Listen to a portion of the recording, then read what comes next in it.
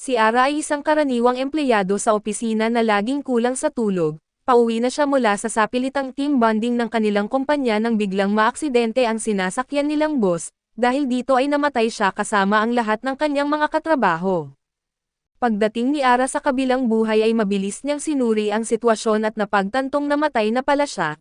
Nakapila silang lahat upang muling isilang at noong una ay nalungkot siya pero naisip din niyang hindi na niya kailangang pumasok sa trabaho kinabukasan. Kaya baka hindi naman pala ganoon kasama ang ma-reincarnate. Nang siya na ang sunod sa pila at sinalubong siya ng kanyang guide, subalit imbes na ipaliwanag ang mga dapat niyang gawin ay isang card lang ang iniabot nito at sinabi na pagdating niya roon, ang una niyang puntahan ay ang guild para magparehistro at bago pa man makapagtanong si Ara kung ano ang guild, itinulak na siya ng guide at agad siyang na-reincarnate sa Labyrinth Country. Dahil halos wala siyang alam tungkol sa lugar at sinunod na lang niya ang sinabi ng guide at nagtungo sa guild, pagdating niya roon ay nakita niya ang isang babae na suot pa rin ang uniforme ng kanilang kumpanya habang nakatayo sa harap ng registration desk, naalala niyang kasama rin niya ito sa boss. Nagpaparehistro rin pala ito at ang pangalan niya ay Suzuna at matapos siyang suriin, nabigyan siya ng trabaho bilang isang shrine maiden at nagpasalamat si Suzuna sa receptionist at aalis na sana siya sa guild hall nang biglang may isang babae ang humaharang sa kanya upang kausapin siya. Inakala ni Suzuna na may nagawa siyang mali dahil bago pa lamang siya sa lugar na iyon. Ngunit sinabi ni Alicia na alam na niyang bagong dating si Suzuna. Dahil ang lahat ng unang beses na nagpaparehistro sa guild ay mga bagong reincarnate at ipinaliwanag ni Alicia na wala namang naging problema. Ang totoo ay naghahanap lang siya ng rear guard na makakasama sa kanyang party dahil may kahinaan ang kanyang trabaho bilang vanguard. Napansin ng lahat ng nasa guild na muli na namang sinusubukan ni Alicia na mag-recruit ng isang baguhan, dahil dito ay nagsimula silang magtaya kung gaano katagal bago iwanan ni Suzuna si Alicia at ayon sa kanila, hanggat dala ni Alicia ang kapansanan na iyon ay hindi siya makakalayo. Narinig ni Arajita ang usapan nila, ngunit hindi niya maintindihan kung ano ang tinutukoy nilang kapansanan, samantala ay patuloy na nakiusap si Alicia kay Suzuna na sumali sa kanyang party at nagulat pa siya nang pumayag agad si Suzuna. Inaasahan kasi niyang uurong ito matapos marinig ang mga chismis. Tinanong niya kung sigurado ba ito at nang sumagot si Suzuna ng oo, magkasama silang umalis sa guild upang gawin ang kanilang unang misyon at pagkaalis ng dalawa, tinawag ng receptionist si Ara at tinanong kung magpaparehistro rin ba siya bilang seeker. Sumagot siyang oo kaya pinapapunta siya nito sa counter upang tulungan siyang magsimula at nagpakilala ang receptionist bilang si Luisa at ipinaliwanag niya na sa Labyrinth Country, tanging mga rehistradong adventurer lamang ang pinapayagang pumasok sa mga labyrinth. Kaya kung gusto ni Ara na magsimula bilang seeker at kailangan muna niyang magkaroon ng opisyal na rehistro, hiniling ni Luisa na ibigay ni Ara ang kanyang license card ngunit bago iyon, nagtanong muna si Arajito kung ano ba talaga ang Labyrinth Country.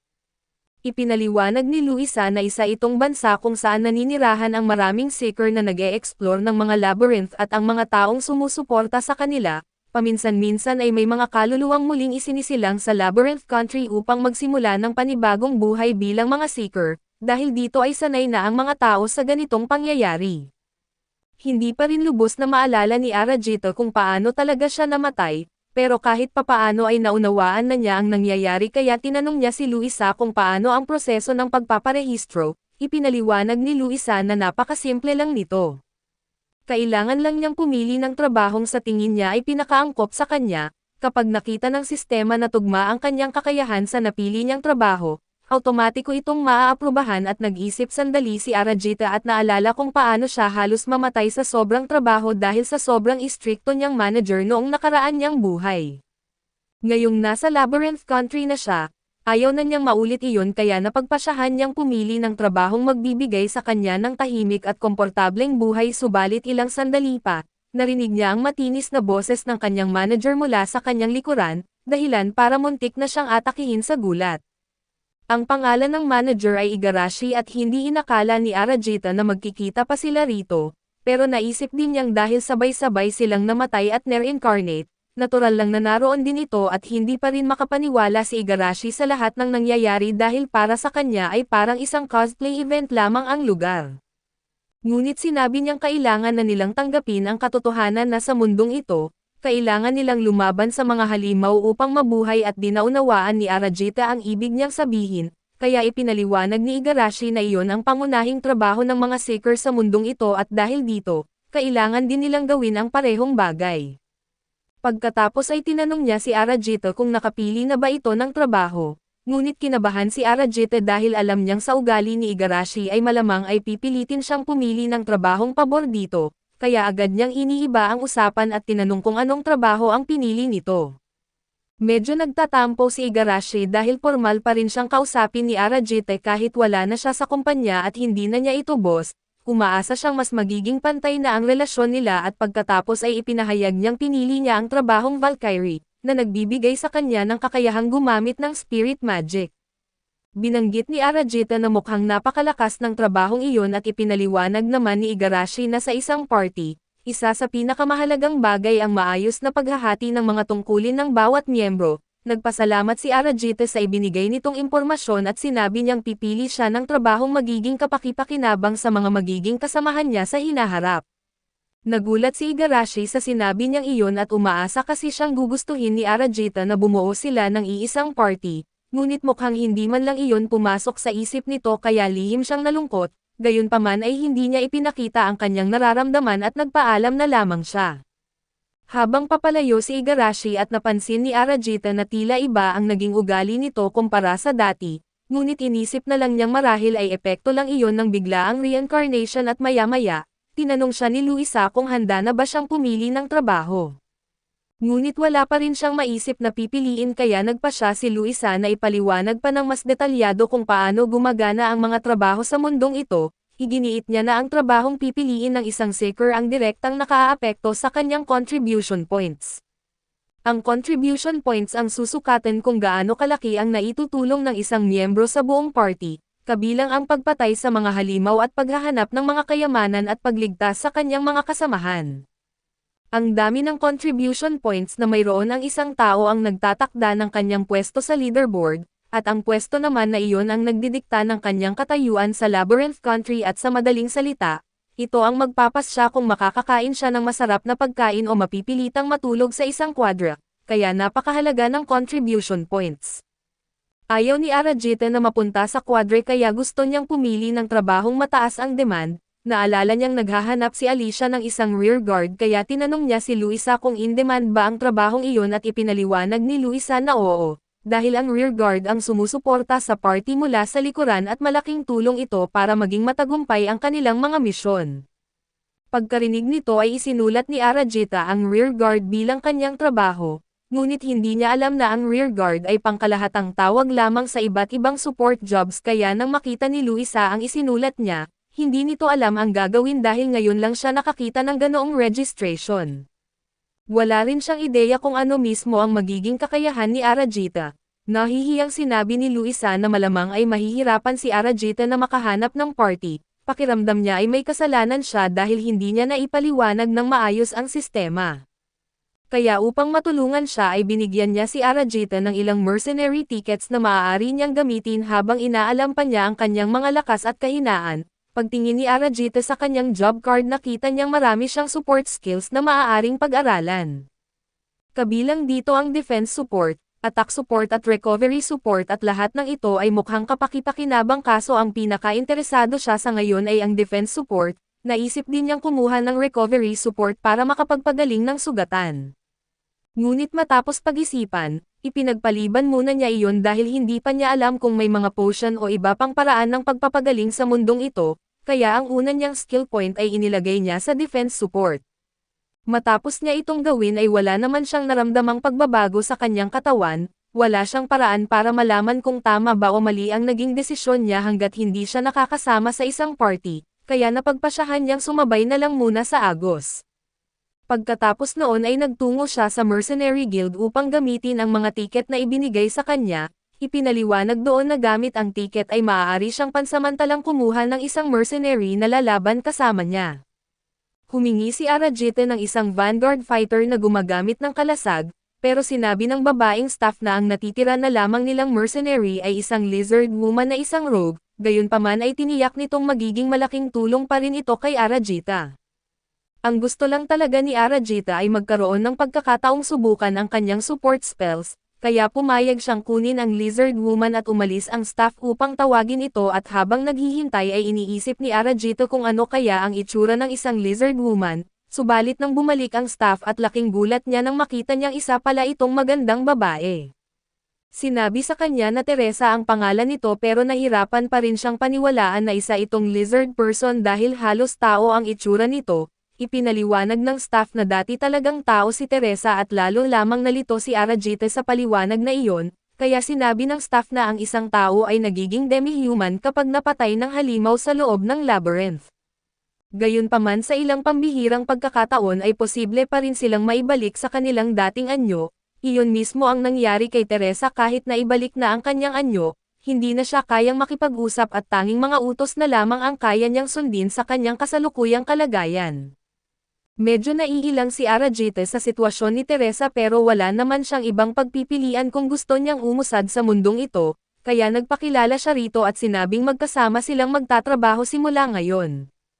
Naaawa rin siya dahil napakabata pa ni Teresa para lumaban, kaya balak niyang hanapin ang pinakamahinang halimaw na posible upang masubukan lamang ang kanyang support spells at pagkatapos noon ay uuwi na sila at pagdating nila sa pasukan ng labyrinth, may isang grupo ng mga seeker ang lumapit sa kanya matapos mapansin na baguhan siya. Ang pinuno ng grupo ay si Ribo at ipinaliwanag nitong sila ang rescue team ng labyrinth, trabaho nilang iligtas ang mga seeker na nasugatan at hindi na kayang makalabas ng dungeon pero dahil hindi sila maaaring nasa lahat ng lugar ng sabay-sabay, pinaalalahanan nila si Arajita na maging maingat. Tinanong ni Arajita kung ganoon ba talaga kapanganib ang loob ng labyrinth, sumagot si Ribo na hindi naman siya dapat masyadong mag-alala dahil may mercenary siyang kasama at hanggat hindi siya lalaban sa mga halimaw na mas mataas ang level kaysa sa kanya, magiging maayos lang ang lahat. Ngunit mariin din siyang binalaan ni Ribo na kapag nakatagpo siya ng isang named monster, dapat siyang tumakas kaagad dahil wala siyang anumang pag-asang matalo ang ganoong klaseng halimaw. Nagpasalamat si Arajite sa babala at nangakong tatandaan niya iyon bago tuluyang pumasok sa labyrinth. Pagkatawid nila sa loob ay napunta sina Arajite at Teresa sa isang napakalawak na damuhan, hindi nagtagal ay nakasalubong nila ang isang halimaw at dahil mukha lang itong isang maliit at mabalahibong bola, inakala ni Arajite na wala itong gaanong panganib kaso alam ni Teresa kung gaano ito kalakas. Kaya nang susugod na ang halimaw ay agad siyang tumalon sa harap ni Arajita upang harangin ang pag-atake nito, dahil doon ay nabawasan ng malaki ang kanyang HP at nagulat si Arajita nang makita iyon dahil hindi niya inakalang ganoon kalakas ang isang level 1 na halimaw.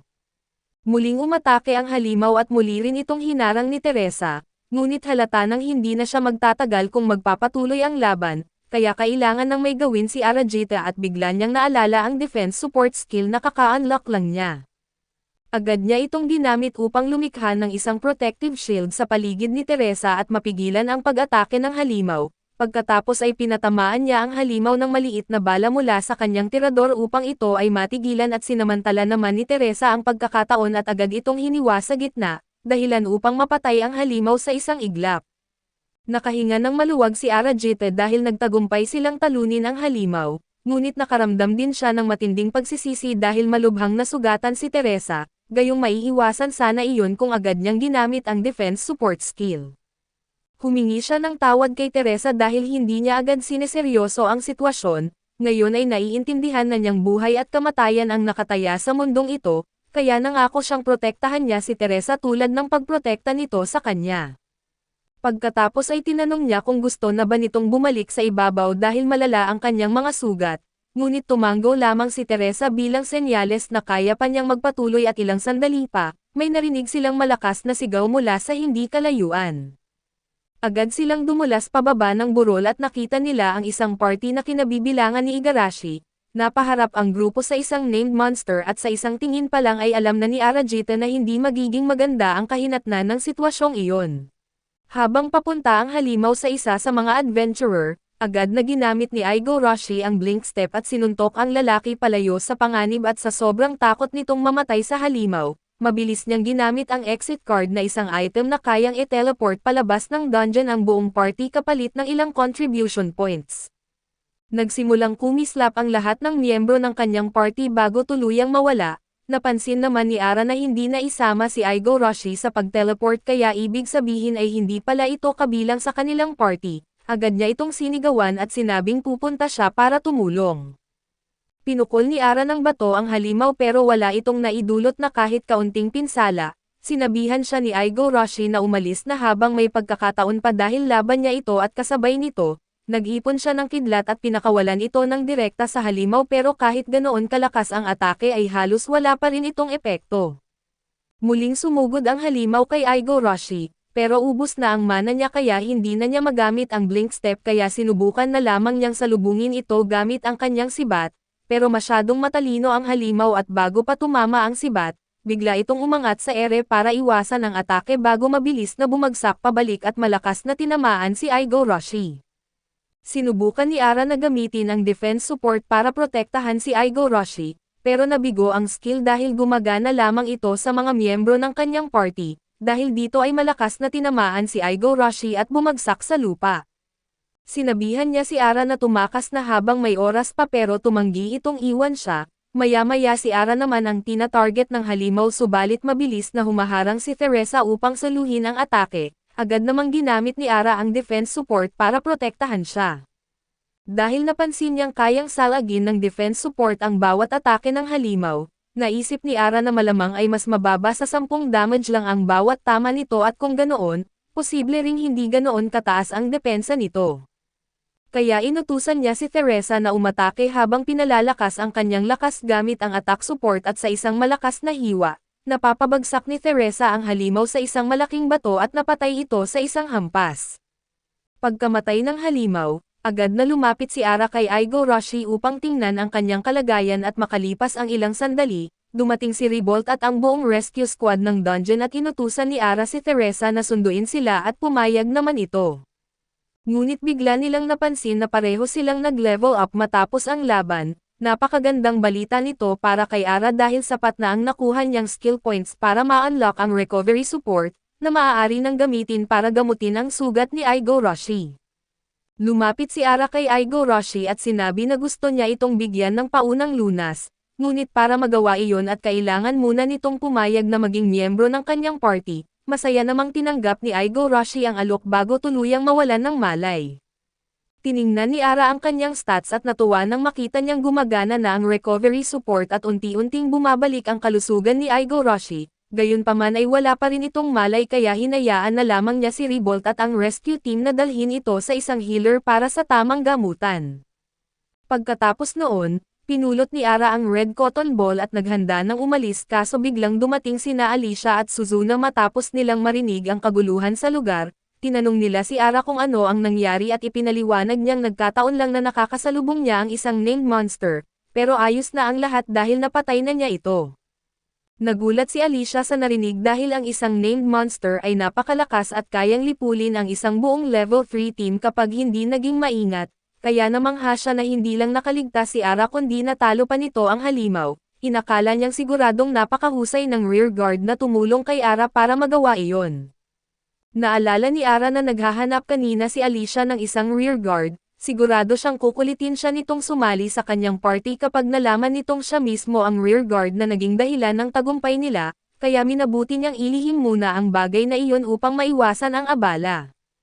Pagbalik ni Ara sa bayan, dumiretso siya sa Mercenary Guild upang ibalik si Teresa kay Lila at masaya si Lila nang makitang ligtas silang nakabalik. Sinabihan niya si Teresa na ibalik muna ang kanyang sandata sa craftsman bago bumalik sa loob at nag-agree naman ito.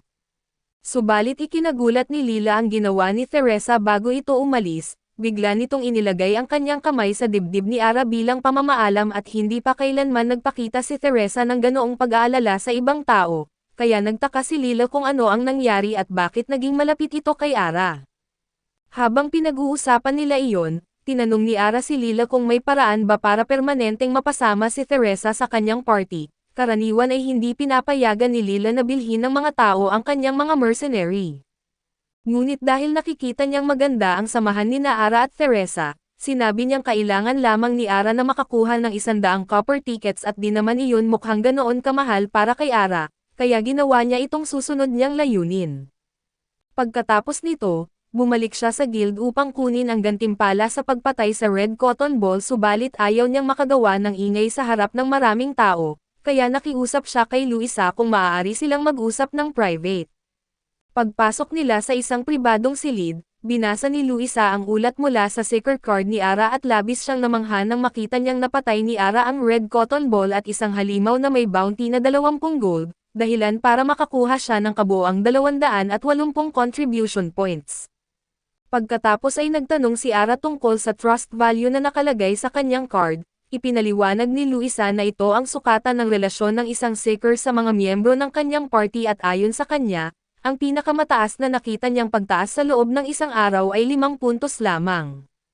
Kaya hindi niya maintindihan kung paano naging napakataas agad ng trust ni Ara kay Teresa sa loob lang ng isang araw. Naisip ni Ara na baka may kinalaman dito ang kanyang skill at dahil bilang isang rearguard, mahalagang magkaroon siya ng magandang relasyon sa kanyang mga kasamahan upang maging epektibo ang kanyang suporta.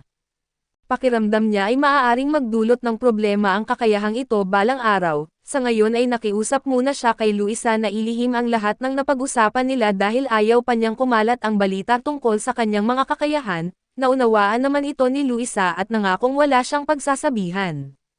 Bilang panghuli ay iginiit ni Luisa kay Ara na dahil sa ipinakita niyang galing ngayong araw, napabilang na siya sa top half ng lahat ng seekers at dahil dito ay kwalipikado na siyang tumuloy sa District 8. Bukod pa rito, idinagdag rin ni Luisa kay Ara na nagising na si Aigo Roshi sa emergency room, kaya maaari na niya itong puntahan at pagdating ni Ara ay nakita niyang nakahiga si Aigo Roshi habang nakatingin sa kanyang secret card, na may 0 contribution points at masaya si Ara na ligtas na ito pero halatang mabigat ang loob ni Aigo Roshi.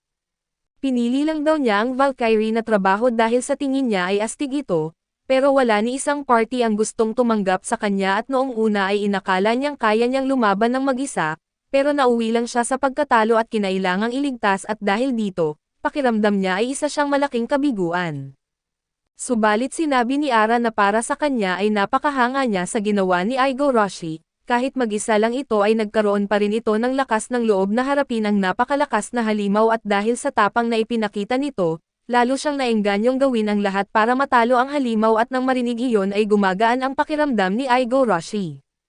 Pagkatapos ay tinanong ni Ara kung gusto na ba nitong opisyal na sumali sa kanyang party, ipinaliwanag niyang pansamantalang naging magkakampi lang sila noon para magamit niya ang recovery support at magamot ito, nangako rin siyang gagawin niya ang lahat bilang kanilang rearguard upang matulungan siya.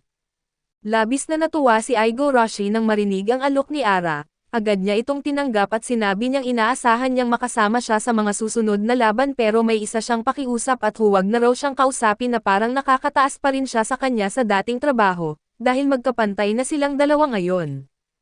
Pagkalabas ni Aigo Roshi sa ospital, inanyayahan siya ni Ara na manatili muna sa tinutuluyan niya dahil wala pa itong sariling matitirhan at wala pa rin itong sapat na pera at habang naglalakad sila, napansin ni Aigo Roshi ang isang tindahan na may magagandang damit sa display.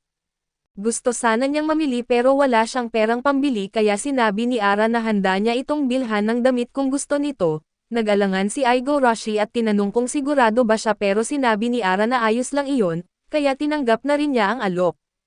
Habang tinitingnan ni Aigo Roshi ang mga damit, binanggit ni Ara na ngayon lang niya ito makikitang magsuot ng ganoong klase ng kasuotan. Ipinaliwanag niyang hindi naman kasi sila nagkikita sa labas ng trabaho noon at kahit sa mga company party ay hindi rin sila nagkakasalubong. Ipinaliwanag ni Aigo Roshi na may dahilan iyon at medyo nahihiya siyang aminin, pero may curfew pa rin siya kahit nasa tamang edad na siya at halos kontrolado ng kanyang mga magulang ang bawat bahagi ng kanyang buhay kaya wala siyang magawa. Kalaunan ay pinayagan pa siyang ipakasal ng kanyang ama sa isa sa mga kliyente nito. Ayaw niyang pati ang desisyong iyon ay kontrolin pa rin ng kanyang mga magulang, kaya nagsikap siyang maging independent para wala na silang pakialam sa mga magiging desisyon niya sa buhay.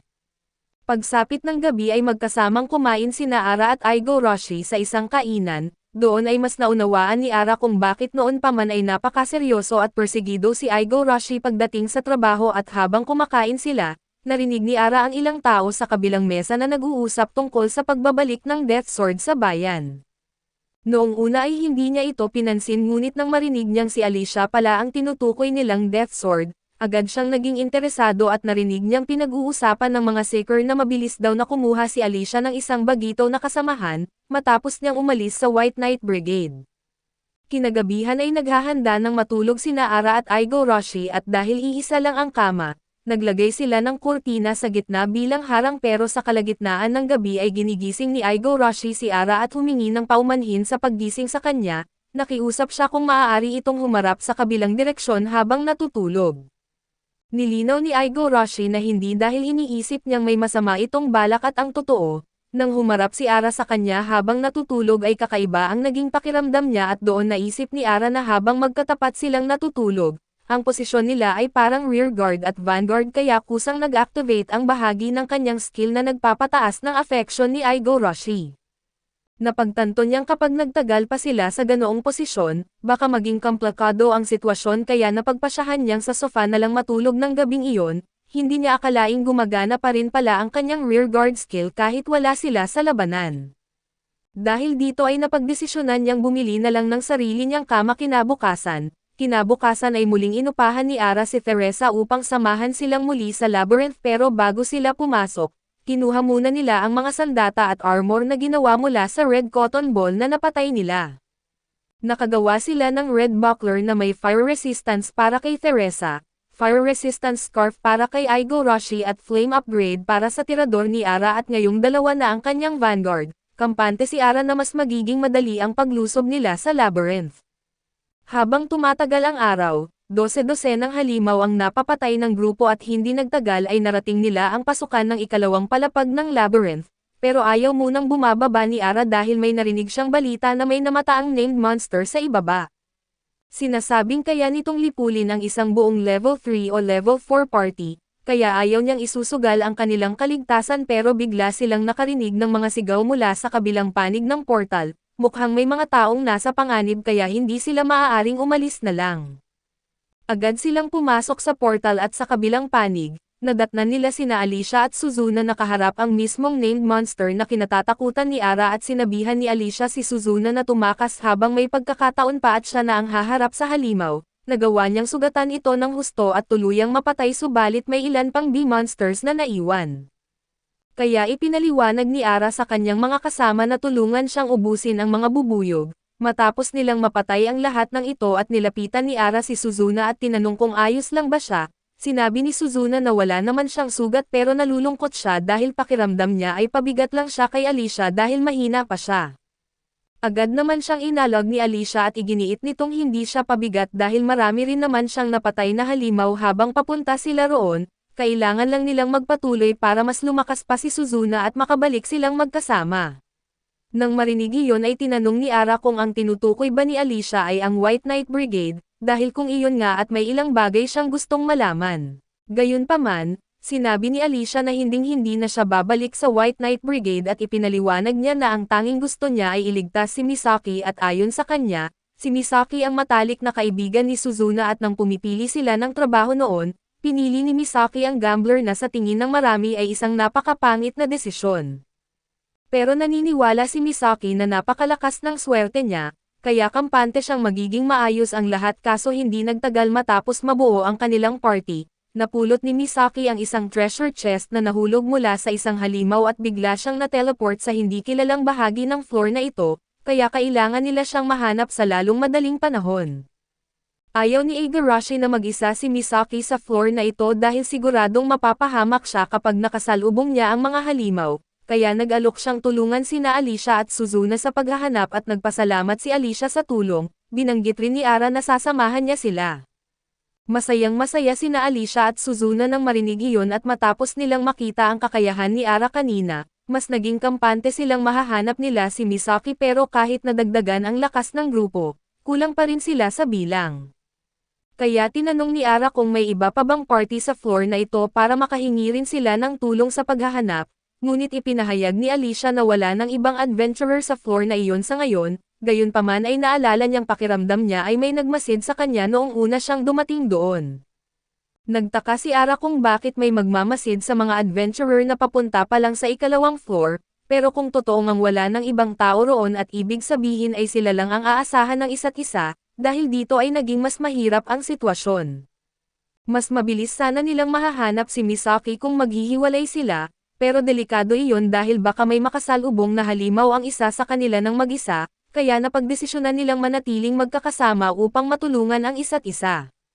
Subalit para mangyari iyon, iginiit ni Ara kina Alicia at Suzuna na kailangan muna nilang sumali pansamantala sa kanyang party dahil ang kanyang support magic ay gumagana lamang sa mga miyembro ng kanyang party. Naalala ni Alicia kung paano ginamitan ni Ara ng shield ang kanyang mga kasamahan kanina at dahil malaking tulong ang ganoong proteksyon, binanggit niya kay Suzuna na sumali sa party ni Ara. Subalit iginiit ni Alicia na hindi siya sasali sa party nila at dahil mas mataas ang level niya kaysa sa iba, bababa ang experience na makukuha nila sa bawat laban kung magiging miyembro siya ng party, kaya mas mabuti raw na samahan na lang niya sila bilang isang solo seeker. Ayos lang iyon kay Ara pero bago sila umalis, may gusto muna siyang itanong kay Alicia at naalala niyang ilang araw na ang nakalipas.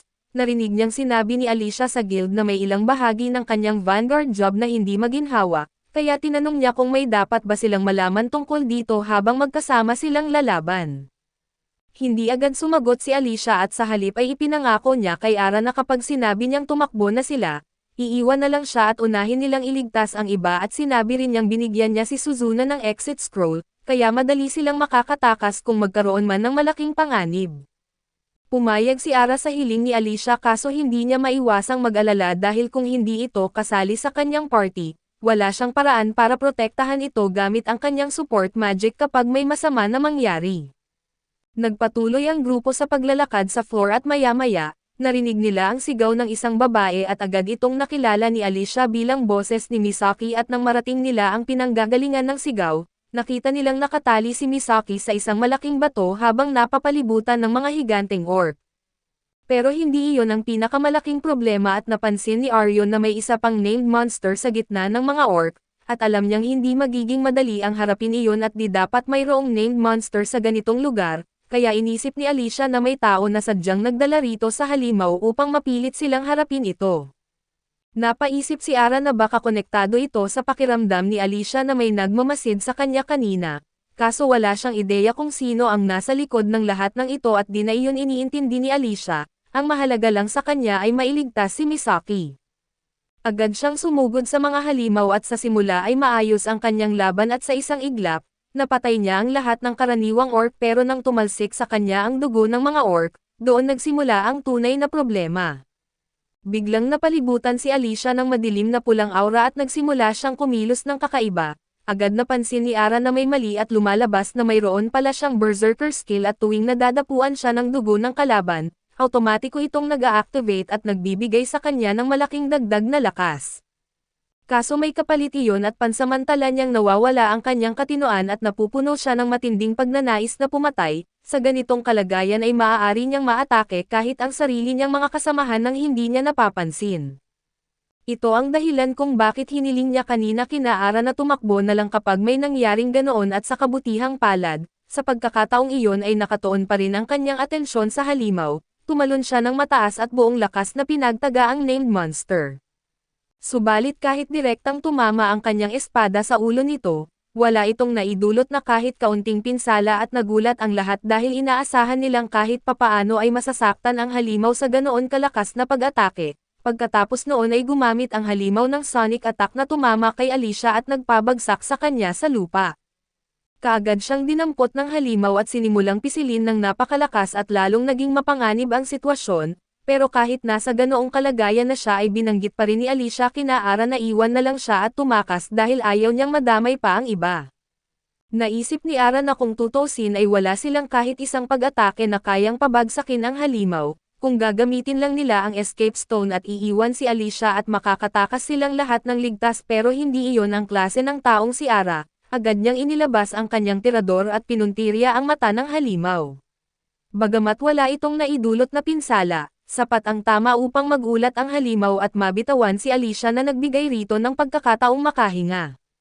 Ngayong wala na siya sa panganib na madurog, humarap si Ara sa kanyang mga kasamahan at sinabi niyang magiging mas mapanganib pa ang susunod na mangyayari, kung gusto nilang gamitin ang escape scroll at lumabas na agad ng labyrinth at hindi niya sila sisisihin.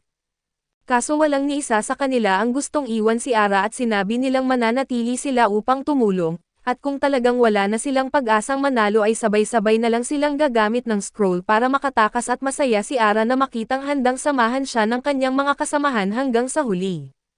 Kaso alam nilang hindi pa rin sapat ang kanilang lakas upang talunin ang halimaw, Ang tanging may kakayahang makipagsabayan dito ay si Alicia kaya may naisip na plano si Ara, agad niyang sinabi kay Alicia na sumali sa kanyang party.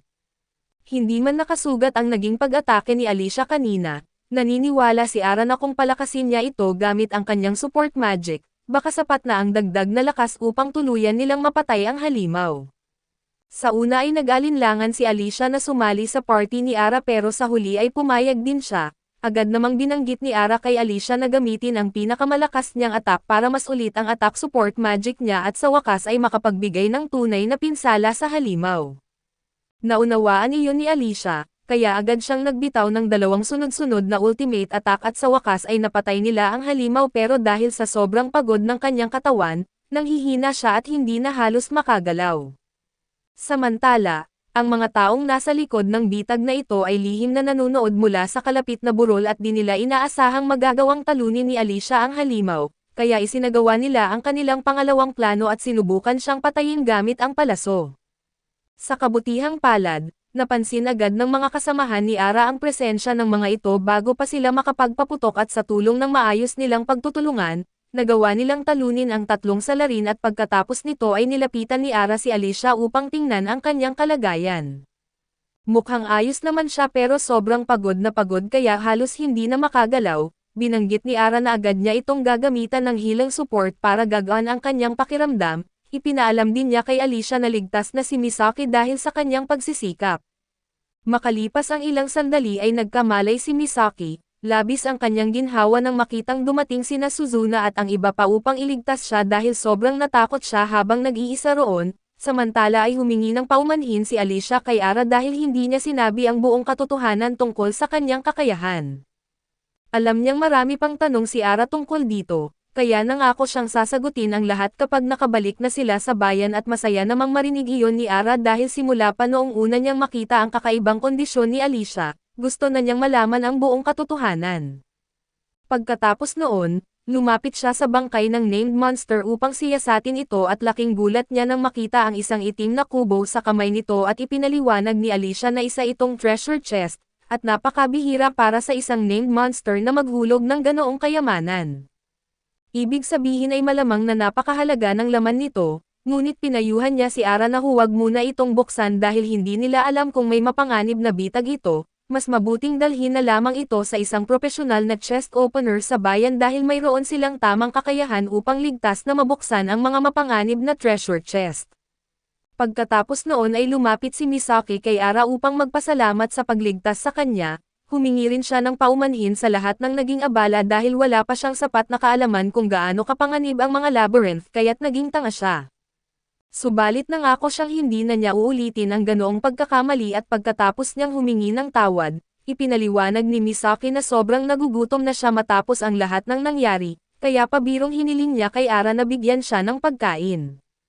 Nagulat ng kaunti si Ara sa binanggit nito pero pumayag na rin siya at total, malaki rin naman ang kikitain niya dahil sa pagtulong sa pagpatay sa named monster kaya hindi na masamang malibre ang buong grupo at makalipas ang ilang sandali, bumalik sila sa bayan at nagtungo sa guild upang iulat ang lahat ng nangyari sa loob ng labyrinth. Kaso muntik nang mawalan ng malay si Luisa nang mabasa niya ang log ni Ara at malaman niyang napatay nito ang isang juggernaut, agad niyang pinapasok si Ara sa isang pribadong silid dahil siguradong maraming tao ang magkakagulo kapag nalaman ang nagawa nito. Sa loob ng pribadong silid, ipinaliwanag ni Luisa na may iba't ibang rarity ang mga named monster, at ang juggernaut na napatay ni Ara ay isa sa pinakamalalakas at kamakailan lamang, may grupo ng mga party na may kabuoang 24 na miyembro ang nagtulungan upang patayin ang juggernaut. Ngunit nabigo silang lahat at ang tanging nakaligtas ay ang mga miyembro ng party ni Bergen, at iyon ay dahil agad nilang iniwan ang iba upang mailigtas ang kanilang sarili at sila rin pala ang mga taong gumamit kay Misaki bilang bitag upang maakit si Alicia sa juggernaut. Ang plano nila ay paihinain muna ni Alicia ang halimaw bago sila dumating upang sila ang magmukhang nakapatay rito at sila ang tumanggap ng papuri. Ipinaalam ni Luisa kay Ara na ang guild na ang bahala sa pagpaparusa sa mga iyon, kaya makakasiguro siyang pananagutin sila sa kanilang mga krimen.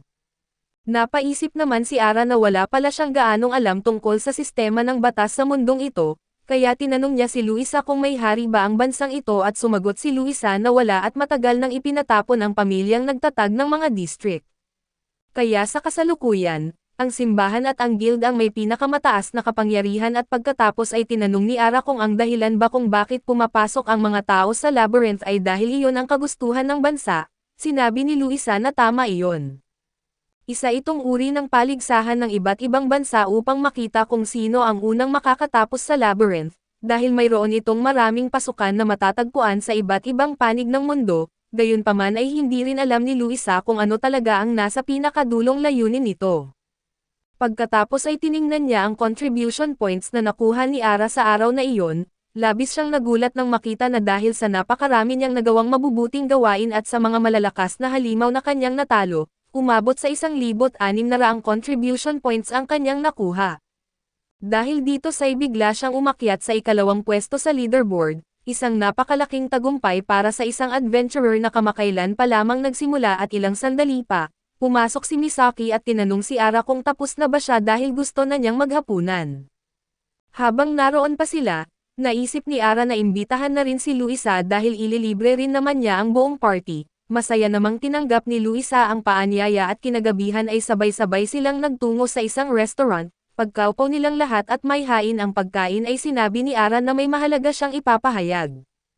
Ipinaalam niya na isa sa pinakamahalaga niyang layunin ay ang makaipon ng sapat na pera upang mabili si Teresia, at tuluyan na itong maging permanenteng miyembro ng kanilang party at kapag nagawa na niya iyon, hahanap siya ng paraan upang maibalik si Teresia sa kanyang tunay na anyong tao. Labis na nagulat ang lahat nang marinig nilang gusto talaga ni Ara na tulungan si Teresa na maibalik sa dati nitong anyo.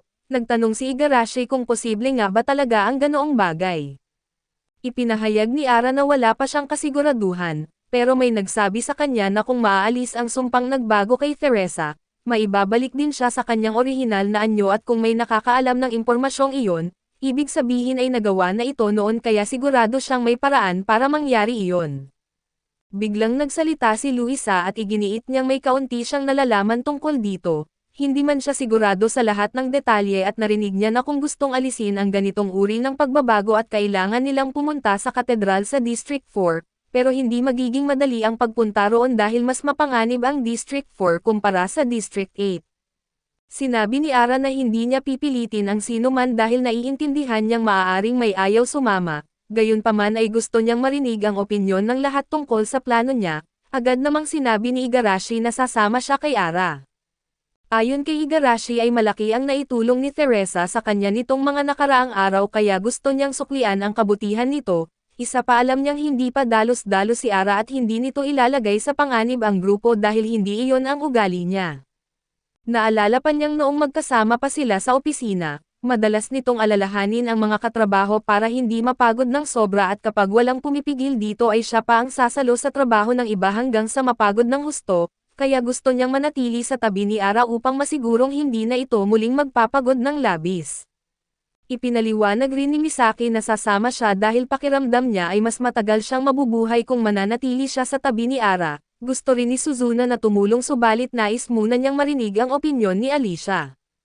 Bago pa man iyon, iginiit ni Alicia na gusto niyang sabihin ang buong katotohanan sa lahat at alam na ng grupo na may dinadala siyang problema at ang pangunahing dahilan nito ay ang kanyang espada. Ipinaliwanag niyang nakuha niya ito mula sa isang treasure chest na lumitaw matapos talunin ang isang named monster. Nang gamitin niya ang espada, sa kanya nalaman na isa pala itong cursed weapon na kayang baguhin ang job ng sinumang hahawak nito. Binago ng espada ang kanyang job mula sa sword fighter at ginawa siyang cursed bloodesman at bukod pa rito, binigyan siya nito ng berserk skill na automatikong nag-a-activate tuwing matalsikan siya ng dugo ng ibang tao gusto man niya o hindi. Tinanong ni Ara kung bakit hindi muna niya sinuri ang espada bago ito gamitin. Ipinaliwanag ni Alicia na noong miyembro pa siya ng White Knight Brigade ay sobrang obsessed ang grupo sa pagpapalakas ng kanilang kapangyarihan, dahil dito ay pinilit siyang gamitin agad ang espada dahil wala silang pakialam kung may sumpa man ito o wala. Naiintindihan ni Suzuna ang sitwasyon ni Alicia dahil siya rin ay may sariling sumpa, kaya gusto rin niya itong tulungan kaso kapalit nito, hiniling niyang tulungan din siya ni Ara na makahanap ng paraan upang maalis ang sarili niyang sumpa. Nang magkaisa na ang lahat, ipinagpatuloy nila ang kasiyahan hanggang gabi at pagsapit ng uwian, lasing na lasing sina Igarashi at Luisa kaya nag-alok sina Misaki at Suzuna na ihatid ang dalawa pauwi. Samantala ay nagtungo si Ara sa Mercenary Guild upang makipagkita kay Ayla, subalit hindi siya naroon para ibalik si Teresa kundi upang bilhin siya at opisyal na may sama sa kanyang party. Nagulat si Ayla dahil nakapag-ipon si Ara ng ganoong kalaking halaga sa loob lamang ng isang araw.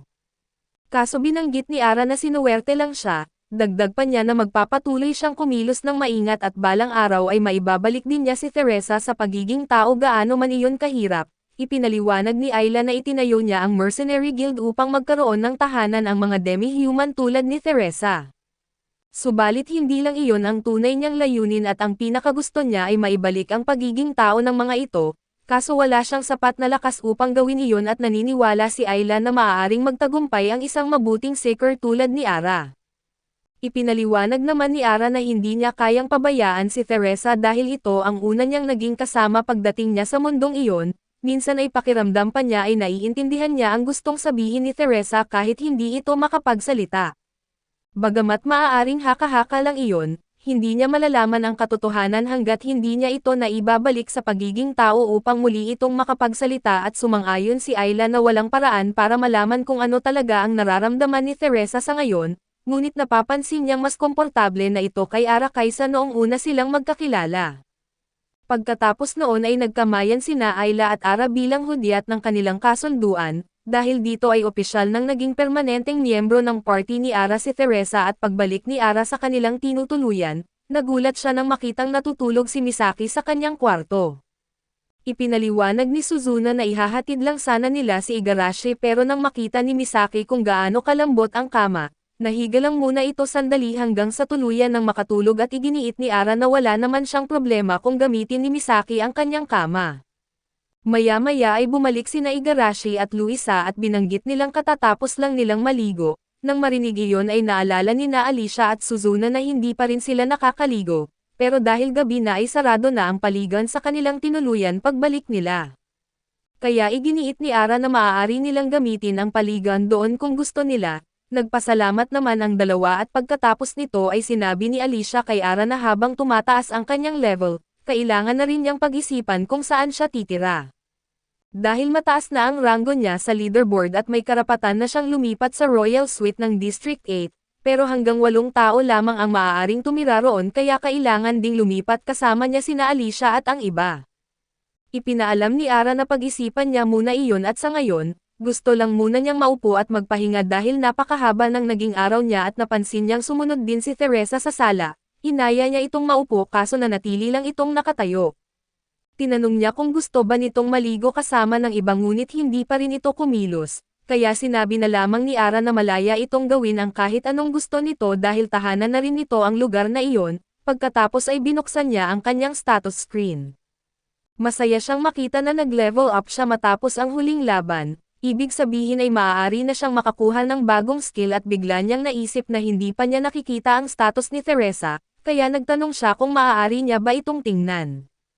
Lumapit si Teresa kay Ara at tumalikod at tinanong ni Ara kung ibig bang sabihin nito ay gusto nitong tingnan niya ang likod nito. Tumatango naman si Teresa bilang kumpirmasyon at pagtingin ni Ara ay napansin niya ang isang marka sa batok ni Teresa, batay sa sinabi ni Ayla at naisip niyang ito ang slave crest. Pagkatapos ay ginabayan ni Teresa ang kamay ni Ara upang hawakan ang marka at nang mahahawakan niya ito, nagsimulang magliwanag at magbago ng kulay ang slave crest dahil kinilala na nito si Ara bilang bagong may-ari ni Teresa. Dahil dito ay nakita na ni Ara ang status ni Teresa sa kanyang license screen, sakto namang nagising si Misaki at lumabas mula sa kwarto at humingi siya ng paumanhin kay Ara dahil ginamit niya ang kama nito nang walang pahintulot, pero iginiit ni Ara na ayos lang iyon. Nangako si Misaki na balang araw ay makakabawi rin siya sa kabutihan ni Ara. Sigurado siyang magiging malaking tulong siya sa paghahanap ng iba't ibang kayamanan dahil napakaswerte niya bilang isang gambler, dahil doon ay naitanong ni Ara kung bakit iyon ang job na pinili niya. Inamin ni Misaki na pinili lang niya ang pagiging gambler dahil sa tingin niya ay napakakul nito, bukod pa roon ay simula pa noong bata siya ay likas na talaga siyang napakaswerte at sa katunayan, minsan ay bumili lang siya ng lottery ticket ng walang plano at nanalo pa siya ng 100,000 dahil dito. Napangiti si Ara at sinabing mukhang totoong ang napakaswerte ni Misaki. Pagkatapos noon, Nagtanong si Misaki kung nasaan na ang iba at binanggit ni Ara na pumunta na ang lahat sa paligan kanina pa at nang marinig iyon, sinabi ni Misaki na gusto rin niyang maligo kaya agad siyang nagtungo roon. Napag-isip-isip din ni Ara na oras na para maligo, kaya nagtungo rin siya sa paligan kasama si Teresa at pagdating nila sa pinto, iginiit niya kay Teresa na pumasok ito sa paligan ng mga babae habang siya naman ay pupunta sa paligan ng mga lalaki. Ngunit makalipas lamang ang ilang minuto at habang naliligo si Ara, biglang pumasok si Teresa sa paligan ng mga lalaki at doon ay nagulat si Ara at agad itong sinabihan na hindi ito maaaring pumasok doon, ngunit hindi siya pinansin ni Teresa at nagsimula pa itong maghubad sa harap niya. Ayaw ni Ara na may biglang makapasok at magkamali ng akala, kaya pansamantala niyang nilock ang pinto habang inaayos ang sitwasyon at pagkatapos ay nilapitan niya si Teresa at sinubukan na kumbinsihin itong lumipat na sa paligan ng mga babae.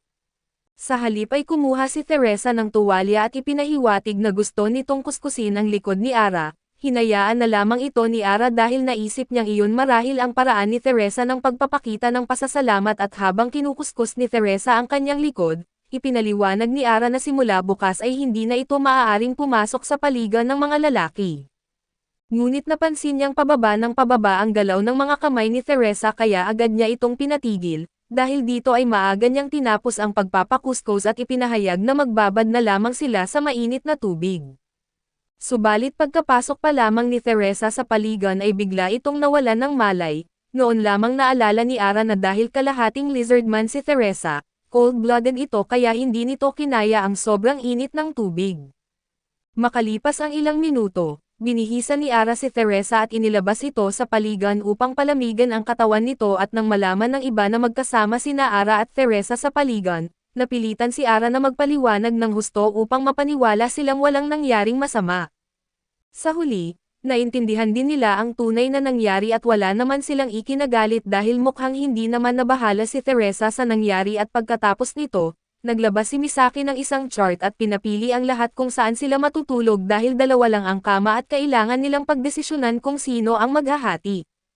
Hindi nagustuhan ni Ara ang ideya ng pakikihati ng kama sa kahit sino sa kanila, naalala kasi niyang noong huli itong nangyari at muntik na silang lumampas sa limitasyon ni Igarashi, kaya napagdesisyonan niyang sa sofa na lamang matulog habang ang iba ang gagamit ng mga kama.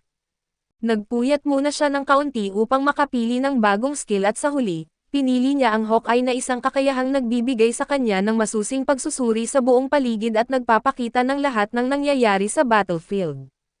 Makalipas ang ilang sandali ay napansin niyang lumabas si Teresa mula sa silid, inakala niyang sanay lang itong magbantay sa gabi tulad ng ginagawa nila sa mga dungeon, kaya iginiit niyang hindi na nito kailangang magbantay habang nasa ligtas silang lugar. Pero hindi pala iyon ang dahilan kung bakit gising pa si Teresa, nagpa siya si Ara na subukan agad ang bago niyang skill at nang i-activate niya ito, agad niyang naramdaman ang buong paligid at naging malinaw sa kanya ang lahat ng nangyayari sa loob ng silid. Naisip niyang malaking tulong ang kakayahang iyon sa mga susunod na laban, kaso maya-maya ay bigla siyang inantok ng husto at nakatulog at lumapit naman si Teresa at marahan na tinatakpan siya ng kumot. Ilang sandali pa ay lumabas si Igarashi mula sa silid dahil hindi siya makatulog sa sobrang pananabik, ganoon din ang nararamdaman ng ibang mga babae, nagtaka silang lahat kung may kinalaman ba ito sa kapangyarihan ni Ara. Hindi nila maipaliwanag kung bakit gusto nilang mapalapit sa kanya kaso alam nilang hinding-hindi papayag si Ara sa ganoong bagay. Kaya bumalik na lamang silang lahat sa kanilang higaan bago pa siya magising, kinabukasan ay naghanda sina Ara at ang kanyang grupo upang muling bumiyahe. Bago sila umalis ay tinanong ni Ara kung may kakaibang nangyari ba noong gabi, agad namang itinanggi iyon ni Igarashi subalit halatang halata sa mukha nito na nahihiya siya at pagkatapos noon, nagtungo ang grupo sa pandayan upang kumuha ng ilang kagamitan. Nauna na palang iniwan ni Ara roon ang mga materyales mula sa Juggernaut noong nakaraang araw, pero dahil napakalaki ng mga iyon ay hindi pa natatapos ng panday ang pagproseso sa lahat ng materyales. Pati ang anak nitong babae ay tumutulong na rin upang mapabilis ang trabaho, humanga pa ito dahil sa loob lamang ng maikling panahon ay nakapatay na si Ara ng 2 named monsters. Sinabi ng panday na kakailanganin pa nila ng ilang araw upang matapos ang lahat, kaya binanggit ni Ara na huwag silang magmadali at tingnan na lamang kung alin sa mga materyales ang maaaring gawing kagamitan o ibenta, samantala ay balak ni Ara na puntahan ang isang chest cracker upang sa wakas ay malaman na kung ano ang laman ng treasure chest. Habang papunta si Ara sa taga-bukas ng treasure chest, sinabi niya kina Misaki at sa iba na mauna na silang bumalik upang makalipat na sa bago nilang matuluyan. Tuwang-tuwa naman si Misaki dahil napaka-luxurious ng bago nilang tutuluyan at halos hindi na niya mapigilan ang kanyang kasiyahan. Natutuwa si Ara na makita siyang ganoon ka-motivated, kaya sinabi niyang magkikita na lang silang muli pagkatapos niyang maasikaso ang treasure chest. Pagkatapos noon ay naghiwa-hiwalay muna sila at pagdating nila sa tindahan ng taga-bukas ng treasure chest, nagulat sila nang biglang lumitaw ang isang malaking halimaw. Labis itong ikinagulat ni Ara dahil hindi niya alam na posible palang may lumabas na halimaw sa labas ng labyrinth. Akala nila ay kailangan na nilang lumaban, pero biglang lumitaw ang isang babae sa likod ng halimaw at nagpakilalang si Falma Arthur at ipinaliwanag niyang nagtatrabaho siya sa tindahan ng mga taga-bukas ng treasure chest. Ipinaalam na raw ng guild na darating si Ara ngayong araw, kaya inanyayahan niya silang pumasok at pagkaupo nila ay humingi ng paumanhin si Falma dahil nagulat sila kay Cyan kanina. Nalito si Ara dahil hindi niya alam kung sino si Cyan. Ipinaliwanag ni Falma na si Cyan ang malaking aso sa labas at kahit mukha itong halimaw, isa lamang itong bihirang uri ng Silverhound at dati itong nagsisilbing guard dog ng mga seeker, pero ngayon ay binabantayan na lamang nito ang tindahan at sa kasalukuyan, nakipaglaro naman dito ang mga anak ni Falma. Matapos iyon ay hiniling ni Falma kay Ara na ipakita ang treasure chest na gusto niyang buksan at pagkahawak pa lang niya rito, agad niyang naramdaman na napakabihira ng treasure chest na ito. Sinabi niyang siguradong may mahalagang kayamanan sa loob kaso delikado rin ito dahil kapag mali ang paraan ng pagbukas, maaari itong maglabas ng napakaraming halimaw na kayang magwasak ng malaking bahagi ng bayan. Gayunpaman, tiniyak niyang wala silang dapat ikabahala dahil palagi siyang may suot na mga magic item na nagpapataas ng tagumpay sa pagbubukas ng treasure chest hanggang 100%, para makasigurado ay dinala niya ang treasure chest sa espesyal niyang bunker para sa pagbubukas nito. Habang sinisimulan niya ang proseso, namangha sina Ara nang lumitaw sa ere ang napakalaking network ng mga ilaw sa ibabaw ni Falma at nagtanong si Ara kung ano ang mga iyon.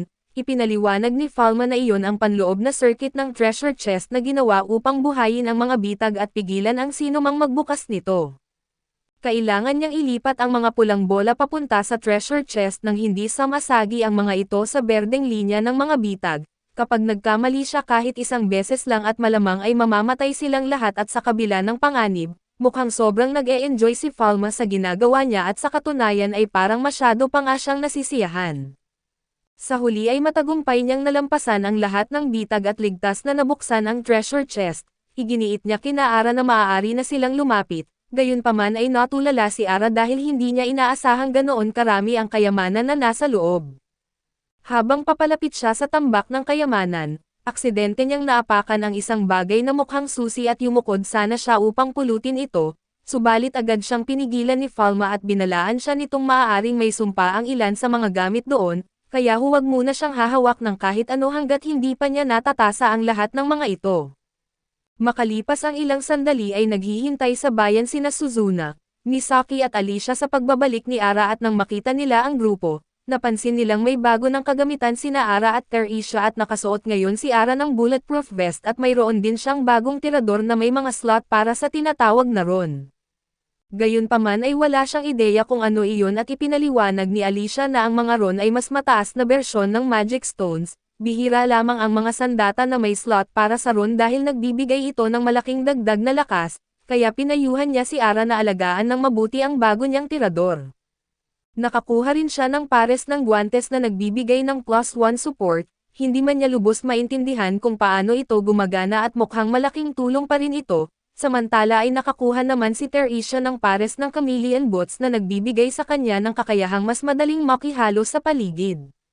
Bukod pa rito ay napakaganda rin ng disenyo ng mga bota kaso iginiit ni Misaki na bagay iyon kay Teresia. Pagkatapos ay tinanong ni Misaki kung nasaan si Igarashi dahil hindi niya ito kasabay ni Ara at Teresia. Ipinaliwanag ni Ara na nagtatago ito sa likod ng pader dahil nahihiya siya sa bago niyang kasuotan. Mayroon palang buong set ng Valkyrie armor sa loob ng treasure chest at napakalaki ng ibinibigay nitong dagdag sa lakas, magic at depensa kaso napaka-revealing din ng disenyo nito, dahil hindi pa kailanman nagsuot ng ganoong kasuotan si Igarashi ay labis siyang nahihiya.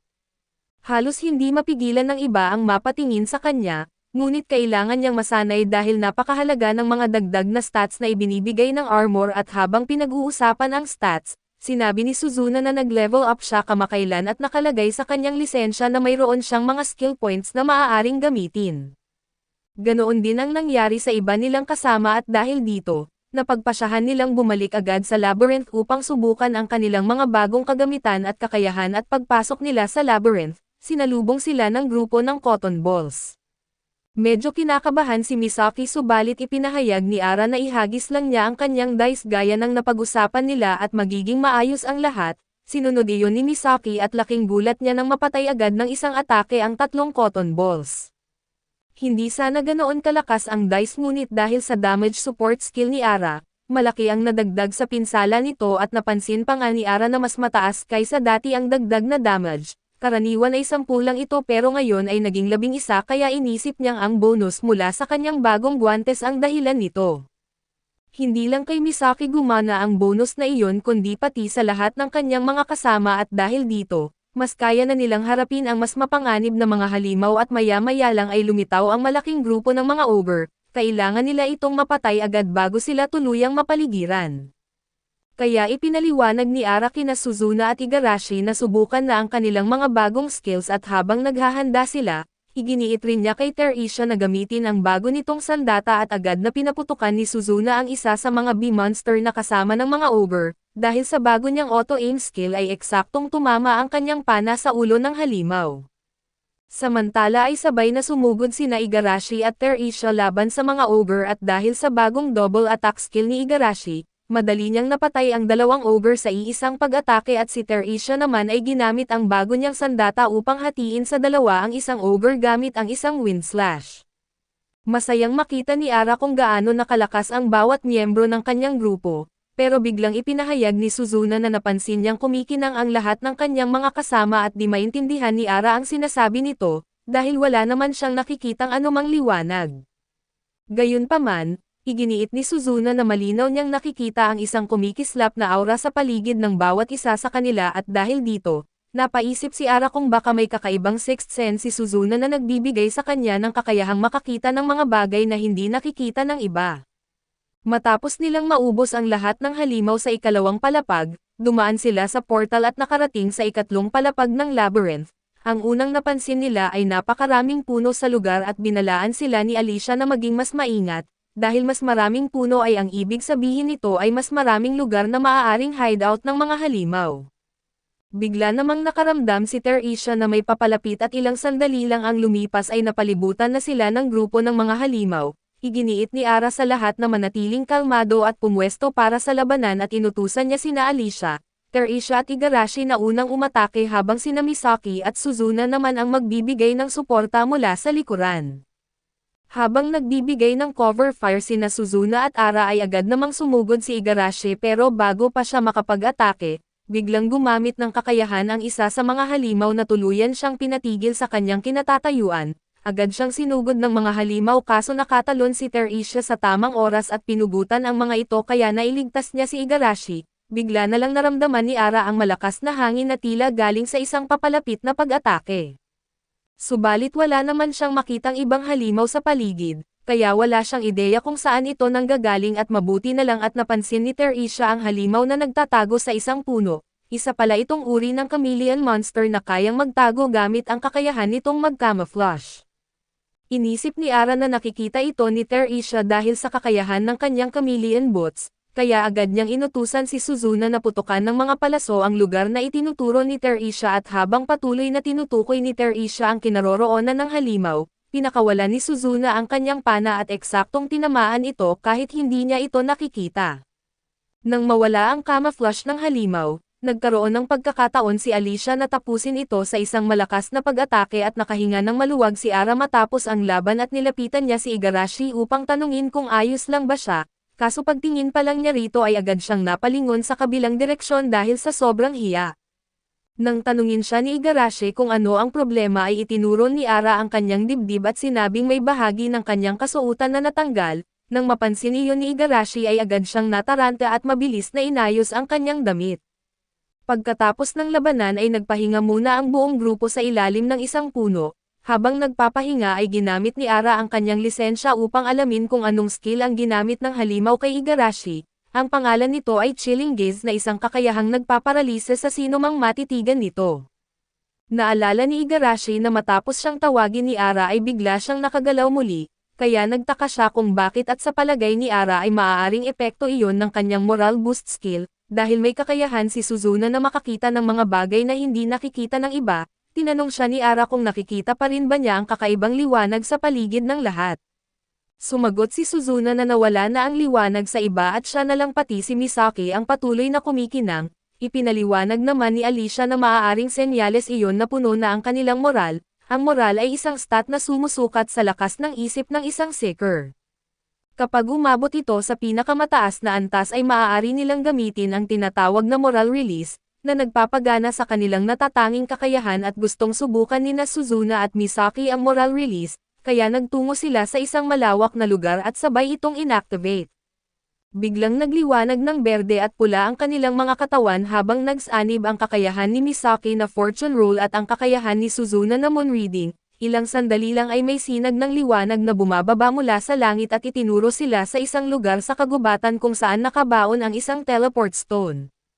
Ipinaliwanag ni Alicia na ang mga teleport stone ay ginagamit upang lumipat sa ibang palapag ng labyrinth. Kaso may isang bagay na hindi tama at 3 palapag lang dapat ang labyrinth na ito at nasa 4 palapag na sila ngayon, kaya nagtaka siya kung saan sila dadalhin ng teleport stone.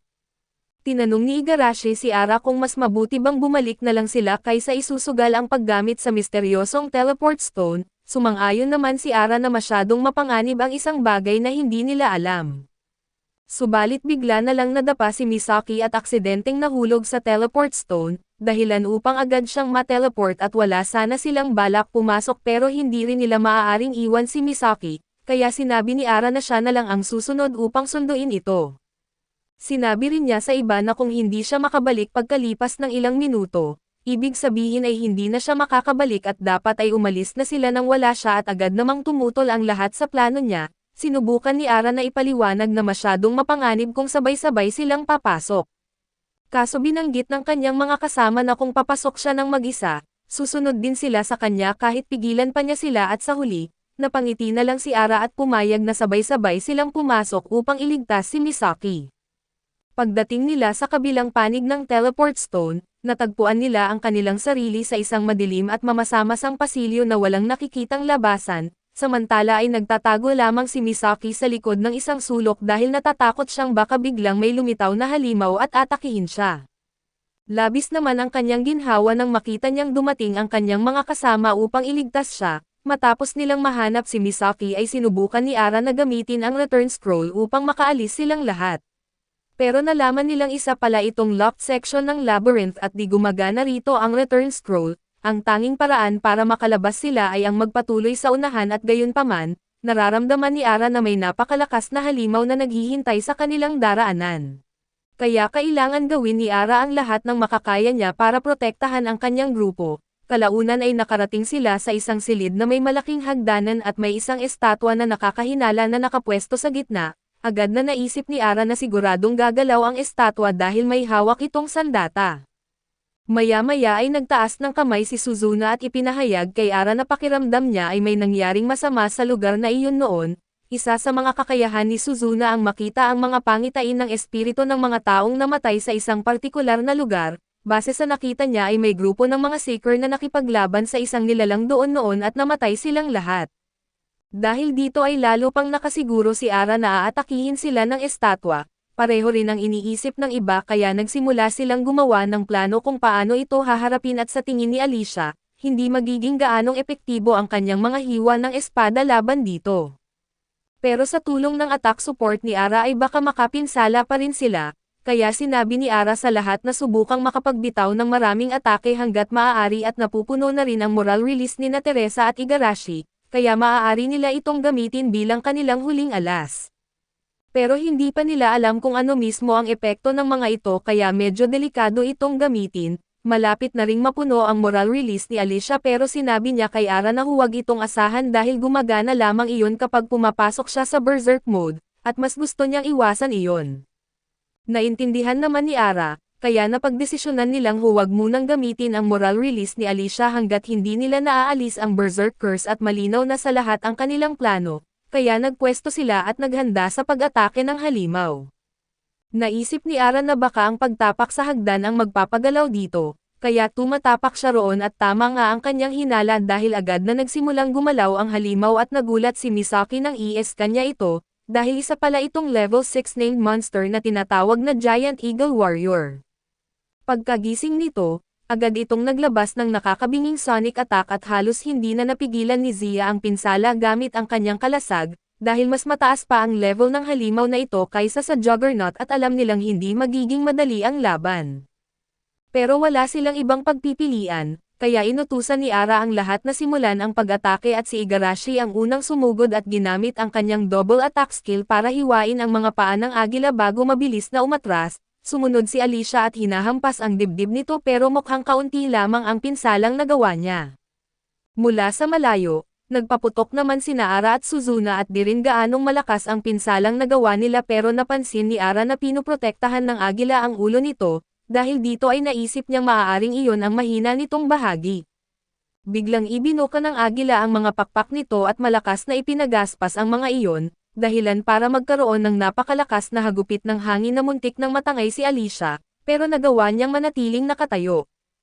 Habang naghahanda ang agila para sa susunod nitong pag-atake, ginamit ni Ara ang kanyang battlefield analysis skill para malaman ang pinakamagandang bahagi ng ulo nito na dapat tamaan at nang makita niya ang target, agad niyang pinaputok ang kanyang tirador at direktang tinamaan ang noo ng agila.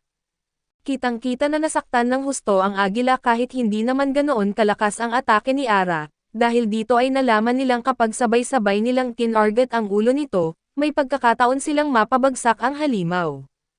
Maya-maya ay napansin ni Misaki na kakaiba na ang kilos ng agila, agad niyang binalaan ang lahat na baka naghahanda na naman ito ng panibagong pag-atake at tama nga siya dahil biglang pumasok ang agila sa berserk form nito. Sinubukan ni Alicia na lumapit para tamaan ang ulo nito, pero bago pa siya makaatake ay mabilis siyang iniwasan ng agila at umikot ito sa kanyang likuran para gumanti at wala ng oras si Alicia para umiwas o humaharang, kaya ginamit ni Ara ang kanyang defense support para hindi siya matusok. Pero hindi pa natatapos ang agila ay agad itong nagbitaw ng area of effect attack na tumama sa buong grupo. Nagawa ni Ara na gumawa ng mga defense shield para protektahan ang kanyang mga kasama subalit hindi gumagana sa sarili niya ang kakayahang iyon, dahil dito siya mismo ang natusok sa tiyan.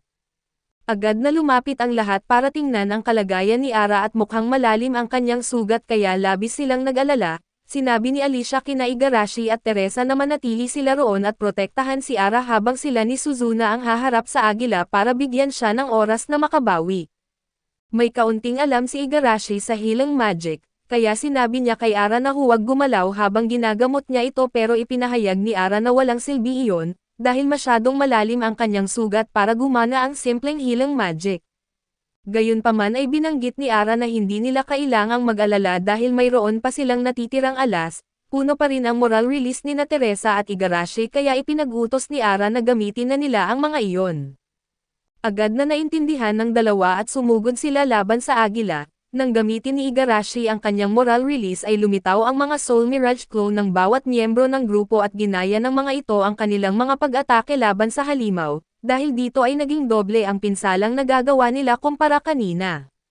Sa bilis ng kanilang pag-atake ay mukhang kaya na talaga nilang mapabagsak ang halimaw, pero biglang naghanda na naman ang agila ng isa pang awe attack at sa pagkakataong ito, nagsiksikan ang lahat sa paligid ni Ara para hindi na siya muling tamaan. Dahil nagsabay-sabay ang kanilang mga defense support shield, nagawa nilang salagin ang buong pag-atake ng walang nasaktan at mukhang hindi kayang gamitin ng agila ng 2 beses na sunod ang parehong atake, kaya nagdesisyon si Ara na bumangon at gumawa ng kanyang galaw. Ginamit niya ang kanyang backstance ability para agad na mag-teleport sa likuran ng agila at pagdating doon, nagpaputok siya diretso sa likod ng ulo nito at dahil sa moral release ni Teresa na lifesteal, ang pinsalang nagagawa ni Ara sa agila ay nakapagpapagaling din sa kanyang sugat. Sumali rin ang iba at sabay-sabay nilang ginamit ang lahat ng kanilang espesyal na atake. Sa sobrang lakas ng pinsalang natanggap ng agila, nagsimulang magkaroon ng mga basag ang buong katawan nito hanggang sa tuluyan itong tumigil sa paggalaw. Nakaramdam ng malaking ginhawa ang lahat nang malaman nilang patay na ang halimaw. Nang makasiguradong ligtas na sila ay agad na lumapit si Alicia kay Ara para bigyan siya ng first aid, pero nagulat siya nang makita niyang tuluyan nang nawala ang sugat nito. Tinanong niya kung paano iyon nangyari, kaya ipinaliwanag ni Ara na epekto iyon ng life-steal ability ni Teresa at tulad ng clone ability ni Igarashi, umaabot din sa lahat ng miyembro ng grupo ang epekto nito at direktang nagpasalamat si Ara kay Teresa dahil malaking tulong ang kakayahan nito para mabilis siyang gumaling. Masaya naman si Teresa na nakatulong siya. Pero maya-maya ay napansin ni Ara na may hawak si Teresa, tinanong niya kung ano iyon at nang tingnan nilang mabuti at nakita nilang ang isa sa maliliit na bagay ay isang ron na nahulog mula sa halimaw at maaaring gamitin para i-upgrade ang kanilang gear, ang isa naman ay mukhang bahagi ng mata ng agila na natanggal kanina. Hindi nila sigurado kung para saan iyon, pero napagdesisyonan nilang dalhin na lang dahil baka magamit nila sa ibang pagkakataon at matapos makapagpahinga ng kaunti, naghanda silang dumaan sa pinto. Pero nang aalis na sila ay napansin nilang ayaw bumukas ng pinto kahit ano pa ang gawin nila. Napansin ni Misaki na may maliit na butas sa itaas ng pinto na mukhang eksaktong kasya ang jewel na nakuha nila, iminungkahi niyang subukan nilang ilagay iyon doon at nagustuhan ni Ara ang ideya. Kaya pinasakay niya si Teresa sa kanyang balikat para maabot nito ang butas at nang mailagay ang jewel, kusang bumukas ang pinto at pumasok sila sa susunod na silid at nakakita sila roon ng isang kabaong na may babaeng nakahiga sa loob. Nag-alala si Misaki na baka patay na ang babae, pero sinabi ni Suzuna na buhay pa ito at napansin naman ni Teresa na may butas sa dibdib ng babae na mukhang lalagyan ng isang susi. Naalala ni Ara na nang buksan ni Falma ang isang treasure chest para sa kanya, may nakita siyang bagay sa loob na mukhang susi. Dahil dito ay naisip niyang baka para sa babaeng ito ang susi. Medyo delikado kung basta na lang nila gisingin ang babae dahil hindi nila alam kung ano ang gagawin nito kapag nagising, pero maaaring may alam itong mahalagang impormasyon tungkol sa paraan para makalabas sila sa lugar na iyon kaya sa huli, nagdesisyon si Ara na gisingin ang babae. Kinuha ni Ara ang susi mula sa kanyang inventory at inilagay ito sa dibdib ng babae at pagkalagay niya rito, bigla siyang nakakita ng isang pangitain kung saan may isang batang namamatay sa loob ng nasusunog na sasakyan matapos itong maaksidente. Makalipas ang ilang sandali ay nagising ang babae, tinawag niya si Ara sa pangalan at tinanong kung siya ba ang gumising sa kanya at kinumpirma naman ito ni Ara at nagpakilala ang babae bilang si Arian. Ang ika-117 hidden god at taos puso niyang pinasalamatan si Ara dahil nalutas nito ang palaisipan ng labyrinth at nagawa siyang gisingin. Pero humingi rin ng tawad si Arian dahil hindi niya kayang bigyan ng gantimpala si Ara sa lahat ng ginawa nito. Tinanong siya ni Ara kung ano ang ibig niyang sabihin at ipinaliwanag ni Arian na karaniwan ay dapat niyang bigyan ng kanyang blessing ang sino mang makarating hanggang sa lugar na iyon. Pero nawala na ang karamihan sa kanyang kapangyarihan dahil napakatagal na mula nang iwan siya roon at nawala na rin ang karamihan sa mga bahagi niya. Tinanong ni Suzuna kung ano ang ibig niyang sabihin sa pagsasabing iniwan siya roon. Ipinaliwanag ni Arian na itinuring siyang isang kabiguan ng kanyang creator, ginawa siya para maging perpektong kopya ng isang Diyos pero hindi niya naabot ang pamantayan ng kanyang creator, dahil dito ay ikinulong siya nito sa labyrinth.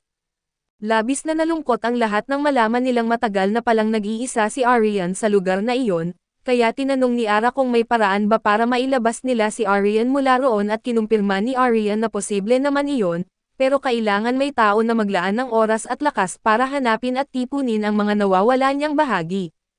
Kapag nabuo ang mga iyon ay makakaalis na siya sa lugar na iyon, gayunpaman ay hindi niya inirerekomenda na gawin nila iyon at kapag naging mga devotee sila ng isang hidden god, magiging kalaban nila ang lahat ng ibang Diyos.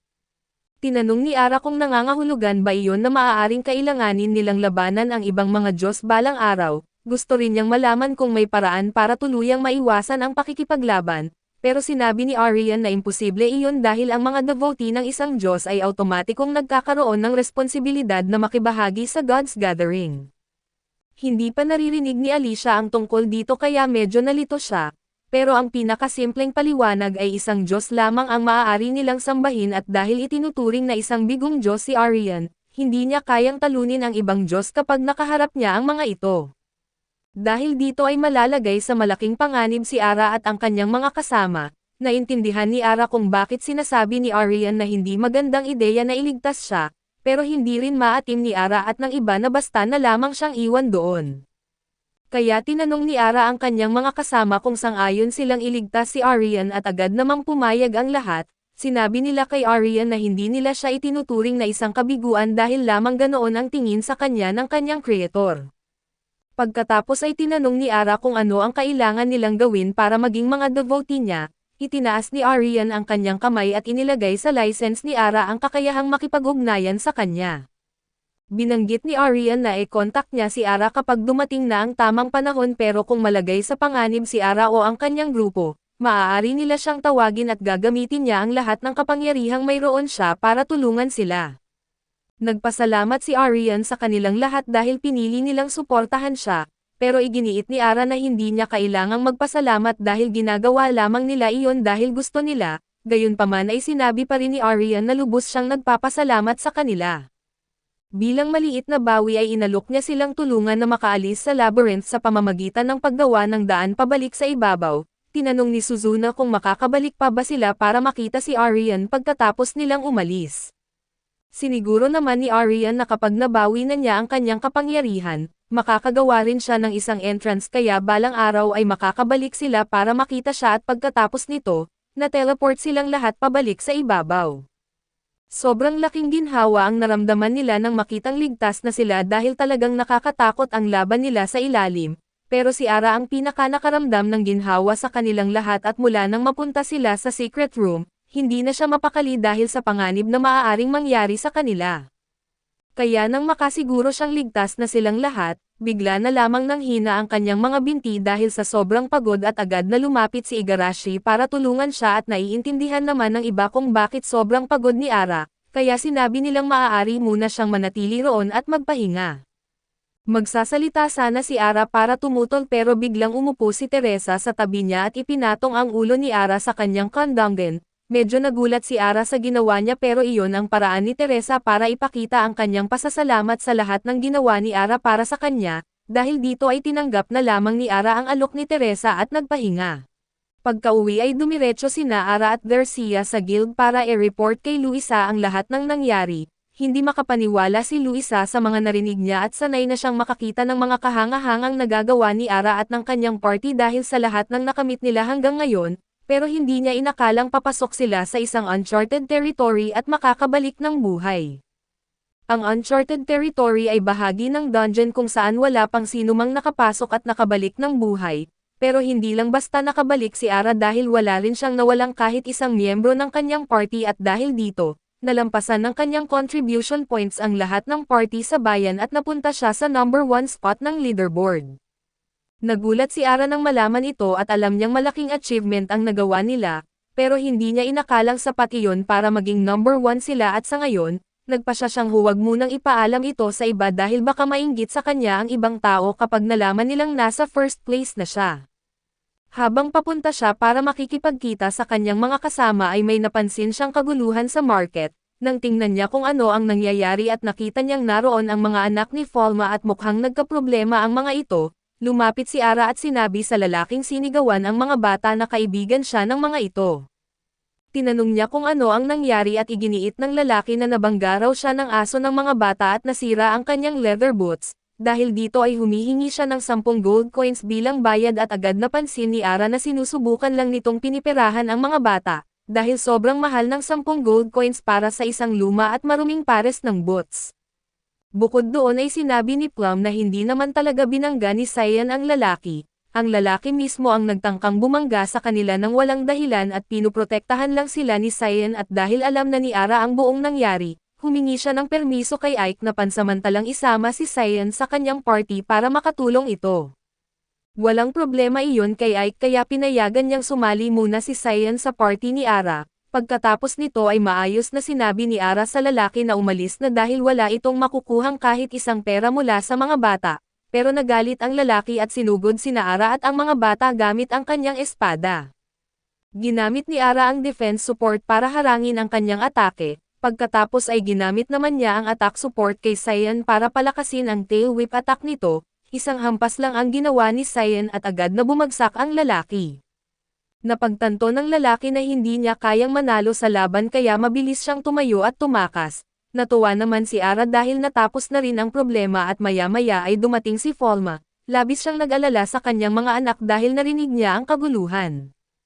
Pero tiniyak ni Ara na walang nasaktan sa kanila at nagpasalamat si Falma sa pagligtas niya sa mga bata, pero iginiit ni Ara na hindi siya ang dapat pasalamatan dahil si Cyan talaga ang nagprotekta sa kanila at tumulong lang siya ng kaunti.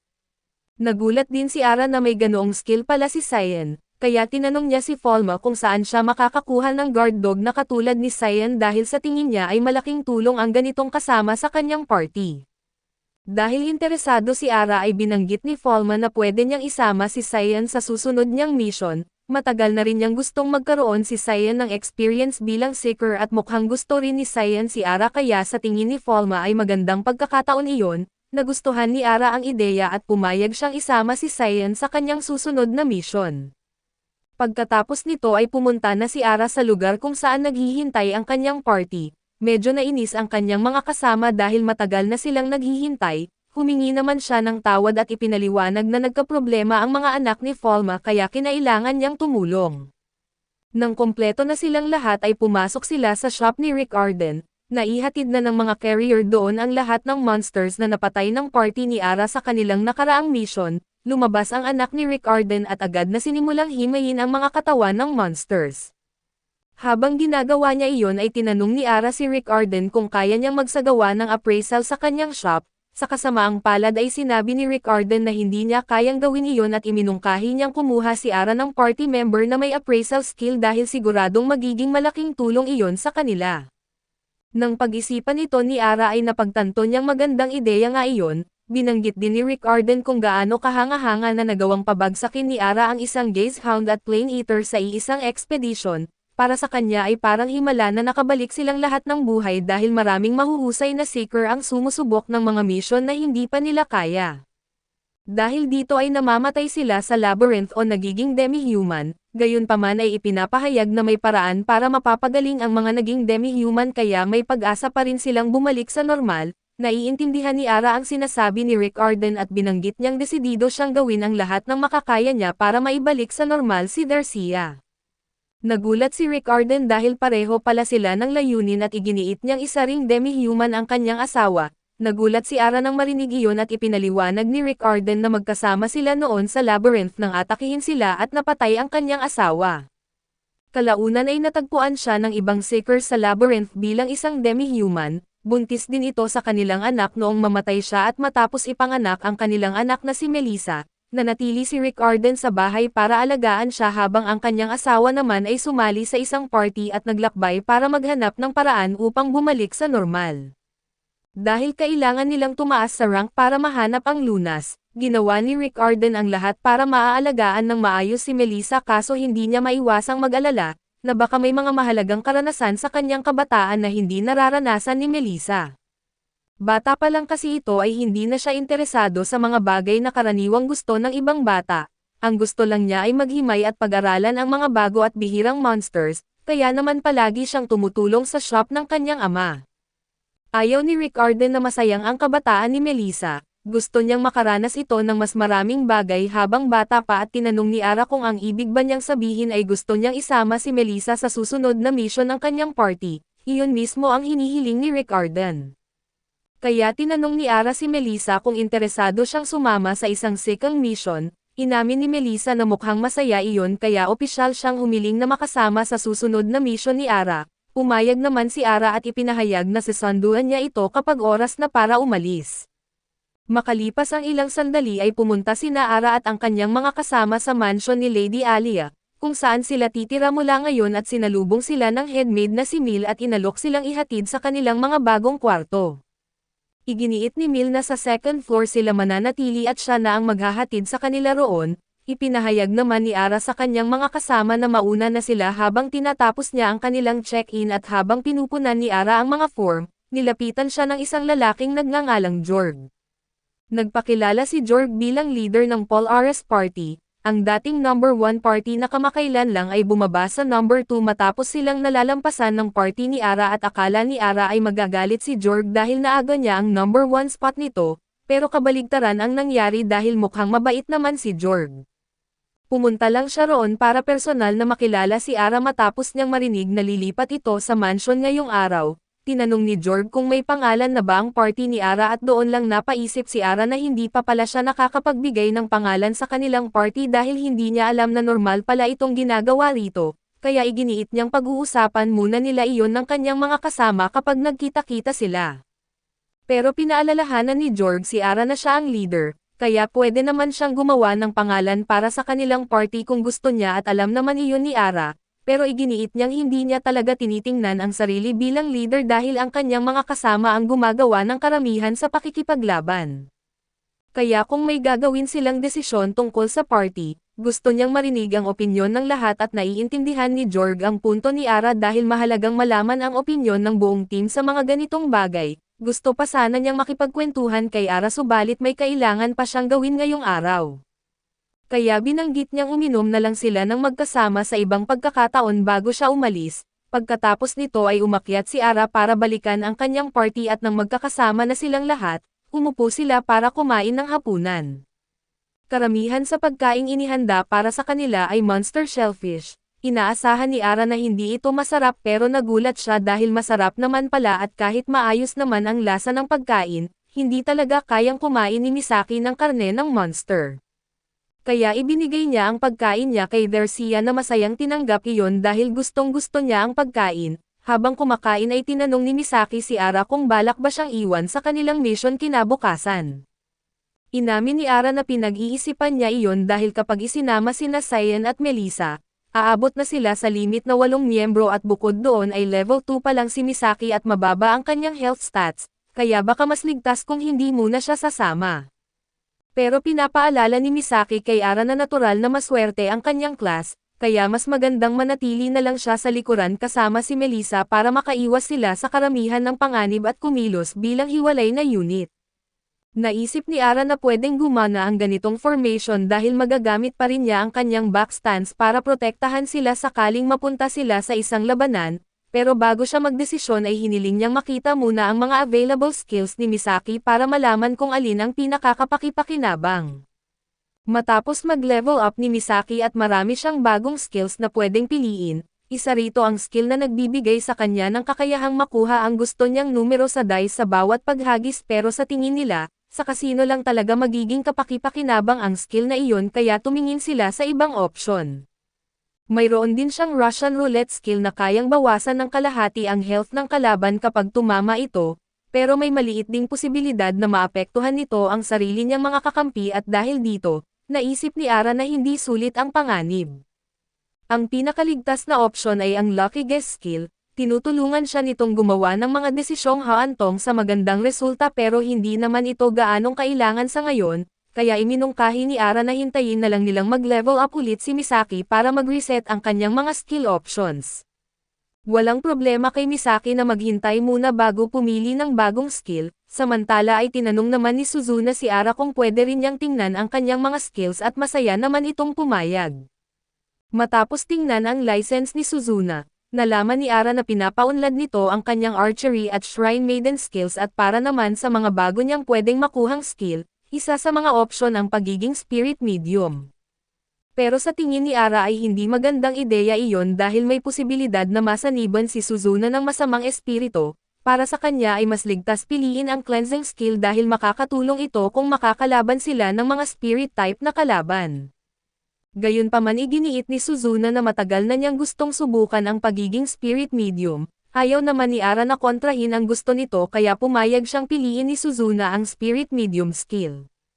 Matapos nilang pag-usapan ang tungkol sa mga skills, sinabi ni Misaki kay Ara na napakaganda raw ng paligan sa lodge at tinanong niya kung gusto nitong maunang maligo, pero binanggit ni Ara na ayos lang sa kanya na mamaya na. Dahil dito ay iminungkahi ni Igarashi na maligo silang tigdadalawa para hindi matatagalan kung isa-isa silang maliligo.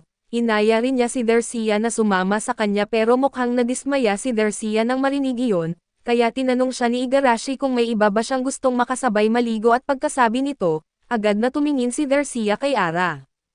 Medyo kinabahan si Ara dahil ayaw niyang maulit ang nangyari noong nakaraan, sinubukan niyang kumbinsihin si Darcia na sumama na lang kay Igarashi, pero mukhang desidido talaga itong hugasan ulit ang likod ni Ara. Wala rin namang balak pigilan ng iba si Darcia kung iyon talaga ang gusto niya, samantala ay medyo nagselo si Igarashi kaya iminungkahi niyang kumuha na lang sila ng mga bathing suit para pareho silang makaligaw ni Darcia kasama si Ara nang hindi masyadong nakakahiya. Pero hindi nagustuhan ni Ara kung saan papunta ang usapan at mas gusto niyang maligo na lang ng mag-isa gaya ng normal. Kinabukasan habang papunta ang lahat sa labyrinth ay bigla silang nakarinig ng maraming sigawan mula sa gitna ng bayan. Nang tingnan nila kung ano ang nangyayari, nalaman nilang sinalakay na ng mga monster ang lungsod dahil kasalukuyang may nagaganap na monster stampede. Hindi alam ni Ara kung bakit bigla na lang nagkaroon ng mga halimaw sa bayan pero sa ngayon, ginawa muna niya ang lahat para madala ang lahat sa guild at pansamantalang makapagtago roon, nang masigurong ligtas na ang grupo niya ay ipinaliwanag ni Alicia kay Ara na isa itong monster stampede. Nangyayari ito paminsan-minsan kapag sobrang dami na ng mga halimaw sa labyrinth, kaya ang mga sobrang halimaw ay napupunta sa bayan at karaniwan, trabaho ng guild na panatilihin ang balanse sa loob ng mga labyrinth para maiwasan ang ganitong pangyayari. Pero sa kasamaang palad ay masyado silang nagtagal bago pinatay ang mga sobrang halimaw, kaya nauwi ito sa ganitong sitwasyon at mas masama pa ay kasalukuyang nasa isang misyon ang mga opisyal na gwardya, kaya walang nagbabantay at nagprotekte sa lungsod ngayon. Wala na silang magagawa tungkol dito, kaya nagdesisyon si Ara na labanan ang mga halimaw para iligtas ang bayan subalit bago iyon ay kailangan muna nilang gumawa ng ligtas na lugar para sa mga taong hindi kayang lumaban. Kaya inutusan niya si Suzuna na gamitin ang kanyang Salt Circle skill para gumawa ng barrier sa paligid ng guild.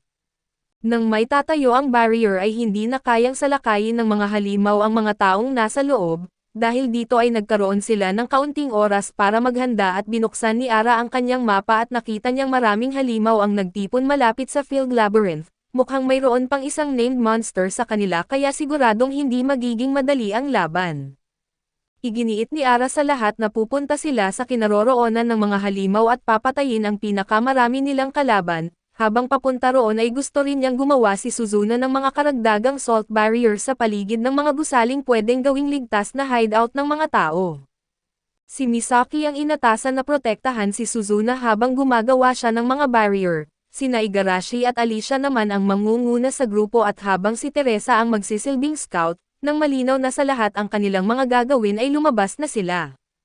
Hindi nagtagal ay nakakita sila ng dalawang halimaw na lumulutang sa hangin, hindi pa sila napapansin ng mga ito pero wala rin silang magawa dahil masyadong mataas ang lipad ng mga halimaw para maabot ng kanilang mga atake, kaya kailangan muna nilang pilitin ang mga ito na lumapit at umatake. Mabuti na lang at may decoy skill si Igarashi na kayang kunin ang atensyon ng mga kalapit na halimaw. Ginamit niya ito kay Alicia para pilitin ang mga halimaw na salakayin siya at nang makalapit ang mga ito, ginamit ni Alicia ang kanyang espada at tinusok ang mga halimaw. Habang nangyayari iyon ay nagawa naman ni Suzuna na maglagay ng barrier sa paligid ng isang kalapit na warehouse, maya-maya ay nagbigay ng babala ang mapa ni Ara na may paparating pang mga halimaw at isa sa mga ito ay tinatawag na harpy, kaya agad niyang binalaan ang lahat na manatiling alerto. Pagdating ng mga halimaw, ginamit ni Alicia ang kanyang Rising Bolt Slash at hiniwa ng pira-piraso ang unang kalaban, pero hindi niya napansin ang harpy na nasa itaas nito at huli na nang mapansin nila iyon dahil nagamit na ng harpy ang lullaby spell nito. Hindi nagtagal, nawalan ng malay ang lahat ng miyembro ng grupo na mababa ang resistance laban sa mental attacks at nanatiling gising sina Ara at Teresa, pero wala silang atake na kayang umabot sa harpy na lumilipad sa himpapawid. Pagkatapos ay nagpatawag ang harpy ng dalawang familiar at pinapasalakay ang mga ito kay Alicia. Mabilis na sumugod si Teresa para protektahan siya pero alam ni Ara na hindi siya aabot sa oras, kaya ginamit niya ang kanyang backstand skill para mag-teleport sa likod ni Teresa at pumwesto sa harapan niya para saluhin gamit ang sariling katawan ang paparating na atake. Mabuti na lang bago pa sila masaktan, dumating sina Cyan at Falma at pinabagsak ang familiar mula sa ere at labis ang ginhawa ni Ara nang makita silang dumating para tumulong, pero kahit sila ay walang atake na kayang pabagsakin ang harpy mula sa himpapawid. Kapag nagamit ulit nito ang lullaby spell, posible nitong patulugin ang lahat ng naroon at dahil dito ay nagdesisyon si Ara na sumugal, ginamit niya ang backstand para mag-teleport sa likod ng harpy habang nasa ere at agad itong sinunggaban.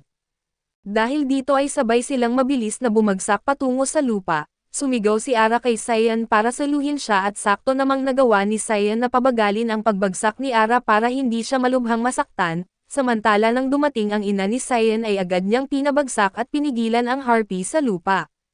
Masaya si Ara na naging maayos ang lahat pero maya-maya, tumakbo si Teresa papunta sa kanya at niyakap siya mula sa likod dahil labis siyang nag-alala na baka masaktan ito, humingi ng tawad si Ara dahil sa ginawa niyang mapanganib na desisyon, pero wala siyang maisip na ibang paraan para mapanatiling ligtas ang lahat. Ang mahalaga ay nakaligtas silang lahat, pagkatapos ay dinala ni Ara at Teresa ang mga walang malay nilang kasama sa warehouse na nilagyan ni Suzuna ng barrier. Sinisi ni Ara ang kanyang sarili sa nangyari dahil hindi niya naisip na maaaring gumamit ang mga kalaban ng status ailments laban sa kanila. Mabuti na lang at bumalik si Falma makalipas ang ilang sandali dala ang isang antidote na makakahadlang para hindi na sila maapektuhan ulit ng spell, maya-maya ay nagkamalay sina Alicia at ang iba pa at nagtaka sila kung ano ang nangyari. Ipinaliwanag ni Ara na gumamit ang harpy ng sleep spell kaya silang lahat ay nawalan ng malay, pero dahil sa tulong ni Cyan at ng kanyang ina ay nagawa nilang talunin ito at nakatali ngayon ang harpy at hindi alam ni Ara kung ano ang gagawin dito. Kaya iminungkahi ni Falma na ipadala ito sa isang monster ranch. Hindi pa kailanman nakarinig si Ara tungkol sa ganoong lugar kaya't humingi siya ng paliwanag. Ipinaliwanag ni Falma na ang monster ranch ay isang lugar kung saan inaalagaan at sinasanay ang mga halimaw para makasama at makatulong sa iyo sa mga laban. Nagustuhan ni Ara ang ideya dahil kapag nasanay ang harpy ay maaari niya itong i-summon sa laban at magiging malaking tulong iyon. Kaya hiniling niya kay Falma na tulungan siyang ipadala ang harpy sa Monster Ranch mamaya. Samantala ay inilipat ni Falma kay Ara ang pagmamay-ari kay Cyan at binigyan din siya ng anti-confusion bracelet na dala niya dahil sa tingin niya ay magagamit iyon ni Ara, pagkatapos ay tiningnan ni Ara ang mapa. Mukhang nabawasan na ng ibang seekers sa bayan ang bilang ng mga umaataking halimaw, pero naroon pa rin ang named monster kaya tinanong niya ang lahat kung handa na silang kumilos ulit at pumayag naman silang lahat. Nang makarating sila sa kinaroroonan ng named monster, nakita nila ang maraming seekers na nagtatago sa ilalim ng mga guho para makaiwas sa mga atake nito subalit hindi alam ni Ara ang attack pattern ng halimaw, kaya napunta sila mismo sa linya ng paningin nito at naging target ng laser beam. Mabuti na lang at bago tamaan si Ara ay nagawa siyang itulak ni Ribot palayo, pero agad na nagpalit ng target ang halimaw at itinutok ang atake nito sa isang batang babae at bago pa siya tamaan, agad inutusan ni Ara si Cyan na protektahan ang bata. May dalawang harpy rin na nagtangkang gamitin ang kanilang sleep attack sa grupo, pero dahil hindi na naapektuhan sina Misaki at Suzuna sa pagkakataong ito, mabilis nilang napatumba ang dalawang harpy mula sa himpapawid. Hindi magiging madaling talunin ang named monster subalit base sa napansin ni Ara, isang beses lang itong nakakaatake kada 15 segundo at ibig sabihin, mayroon silang 15 segundo para umatake bago nila kailangang magtago.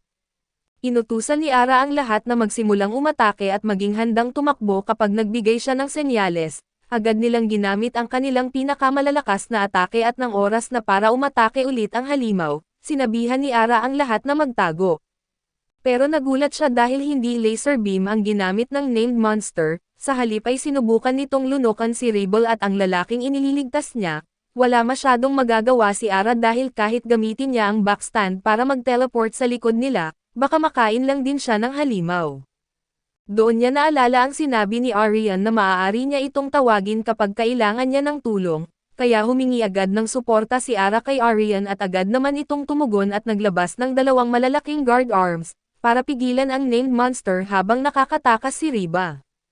Habang hindi makagalaw ang halimaw, sabay-sabay na ginamit ng lahat ang kanilang pinakamalalakas na atake para bigyan ito ng matinding damage. Patuloy silang umatake hanggang sa tuluyan nilang natalo ang named monster.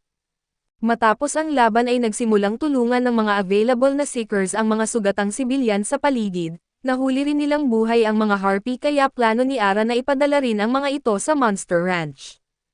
Pero may isa pa silang nakuha mula sa laban at ipinakita ni Alicia kay Ara ang Magic Stone na nalaglag mula sa named monster nang matalo nila ito, Hindi niya alam kung ano ang epekto nito kaya gumamit sila ng Novice Appraisal Scroll para malaman kung may curse itong taglay. Ayon sa scroll ay may Confusion Magic ang Magic Stone at ibig sabihin, malamang na may Confusion type attack din ang named monster. Nakahinga ng maluwag si Ara dahil natalo nila ito bago pa nito nagamit ang kakayahang iyon.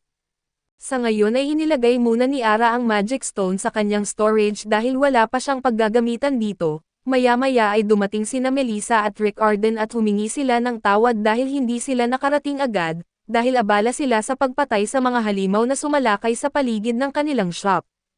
Humanga sila nang malaman nilang nakatalo na naman si Ara ng isang named monster. Tinanong ni Melissa kung gusto niyang simulan na agad ang pag-dissect sa katawan nito at pumayag naman si Ara. Habang ginagawa iyon ni Melissa ay naghanap si Ara ng iba pang survivors sa mga guho.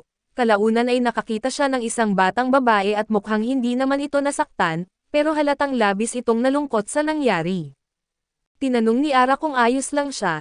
Nakilala siya ng batang babae dahil minsan nang pumunta si Ara sa kanyang shop noong nagsisimula pa lang siyang maging seeker at ipinaliwanag ng babae na dahil hindi siya nakapag-level up sa labyrinth, kalaunan ay isinuko niya ang pangarap niyang maging seeker. Sa halip ay nagtayo siya ng shop kung saan nagbebenta siya ng murang mga item para sa mga adventurer, pero ngayon ay nawasak na ang kanyang shop at pakiramdam niya ay wala na siyang dahilan para magpatuloy. Naintindihan ni Ara ang nararamdaman niya, kaya iminungkahi niyang maging official merchant siya ng kanilang party at matagal na rin kasi nilang gustong magkaroon ng kasama na may appraisal skill, dahil mas praktikal iyon kaysa palaging magdala ng maraming appraisal scroll. Tinanong ng babae kung sigurado ba si Ara dahil level 2 lang siya at baka maging pabigat lamang siya sa grupo, pero iginiit din ni Ara na level 2 din si Misaki at hindi naman iyon naging problema sa kanila, ang dahilan naman ng pagbubuo nila ng party ay para sabay-sabay silang lumakas. Dahil dito ay opisyal na sumali si Madoka sa party ni Ara at matapos nilang ayusin ang lahat sa bayan, pumunta si Ara sa guild para i-report ang nangyari at pinasalamatan siya ni Luisa sa malaking tulong niya sa pagligtas sa District 8. Ibinigay ni Ara ang kanyang license para matingnan ni Luisa ang kanyang contribution points, dahil mas mataas ang kanyang puntos kaysa sa normal na kinakailangan sa District 8 at automatiko siyang na-promote sa District 7 rank, ibig sabihin ay hindi na niya kailangang kumuha ng promotion exam. Tinanong ni Ara kung ano sana ang gagawin sa exam. Ipinaliwanag ni Luisa na kailangan nilang pumasok sa labyrinth at magkampong doon ng ilang araw bilang paghahanda sa labyrinth na matatagpuan sa District 7. Para kay Ara ay mukhang magandang training experience iyon, kaya tinanong niya kung maaari pa rin silang kumuha ng exam kahit hindi na niya kailangan at iginiit ni Luisa na kung iyon talaga ang gusto niya, maaari niya itong ayusin para sa kanila. Pagbalik ni Ara sa lodge ay binanggit sa kanya ni Monica na katatapos lang ni Melissa na i-dissect ang named monster. Alam ito ni Monica dahil bilang isang merchant, maaari siyang makipag-chat sa iba pang merchants sa bayan gamit ang kanyang license. Kaya rin niyang kumuha ng mga price estimate para sa party nang hindi na kailangang personal na pumunta sa bawat shop, dahil dito ay makakatipid sila ng maraming oras at maya-maya ay napansin ni Ara na parang may problema si Alicia. Kaya tinanong niya kung ano ang nangyari. Tinanong naman siya ni Alicia kung balak ba niyang kumuha ng promotion exam para makapunta sa District 7, ipinaliwanag ni Ara na hindi na niya kailangang kumuha ng exam dahil sapat na ang taas ng kanyang contribution points para ma-exempt dito. Medyo kumalma si Alicia nang marinig iyon. Pero pagkatapos ay sinabi ni Ara na nagpapalista pa rin siya para kumuha ng exam dahil sa tingin niya ay magandang training experience iyon. Dahil dito ay mas lalo pang nainis si Alicia at di maintindihan ni Ara kung bakit ganoon ang reaksyon niya, at hindi rin ipinaliwanag ni Alicia kung ano ang problema pero sigurado si Misaki na may dahilan si Alicia. Pagkatapos nito ay tiningnan ni Ara ang mga skill na maaari nilang kunin ni Darcia. Para kay Darcia ay pinili niya ang Blink Step at Sneak Attack dahil makakatulong ang mga ito para makapagbigay siya ng damage sa kalaban at mabilis na makalayo pagkatapos umatake. Para naman kay Ara ay ang pangunahing pinagpipilian niya ay ang Charge Assist at Rearguard General. Ang Charge Assist ay nagbibigay sa kanya ng kakayahang gumamit ng bahagi ng sarili niyang MP para maibalik ang MP ng kanyang mga kasama, kaya siguradong magiging kapaki-pakinabang ito sa susunod nilang misyon.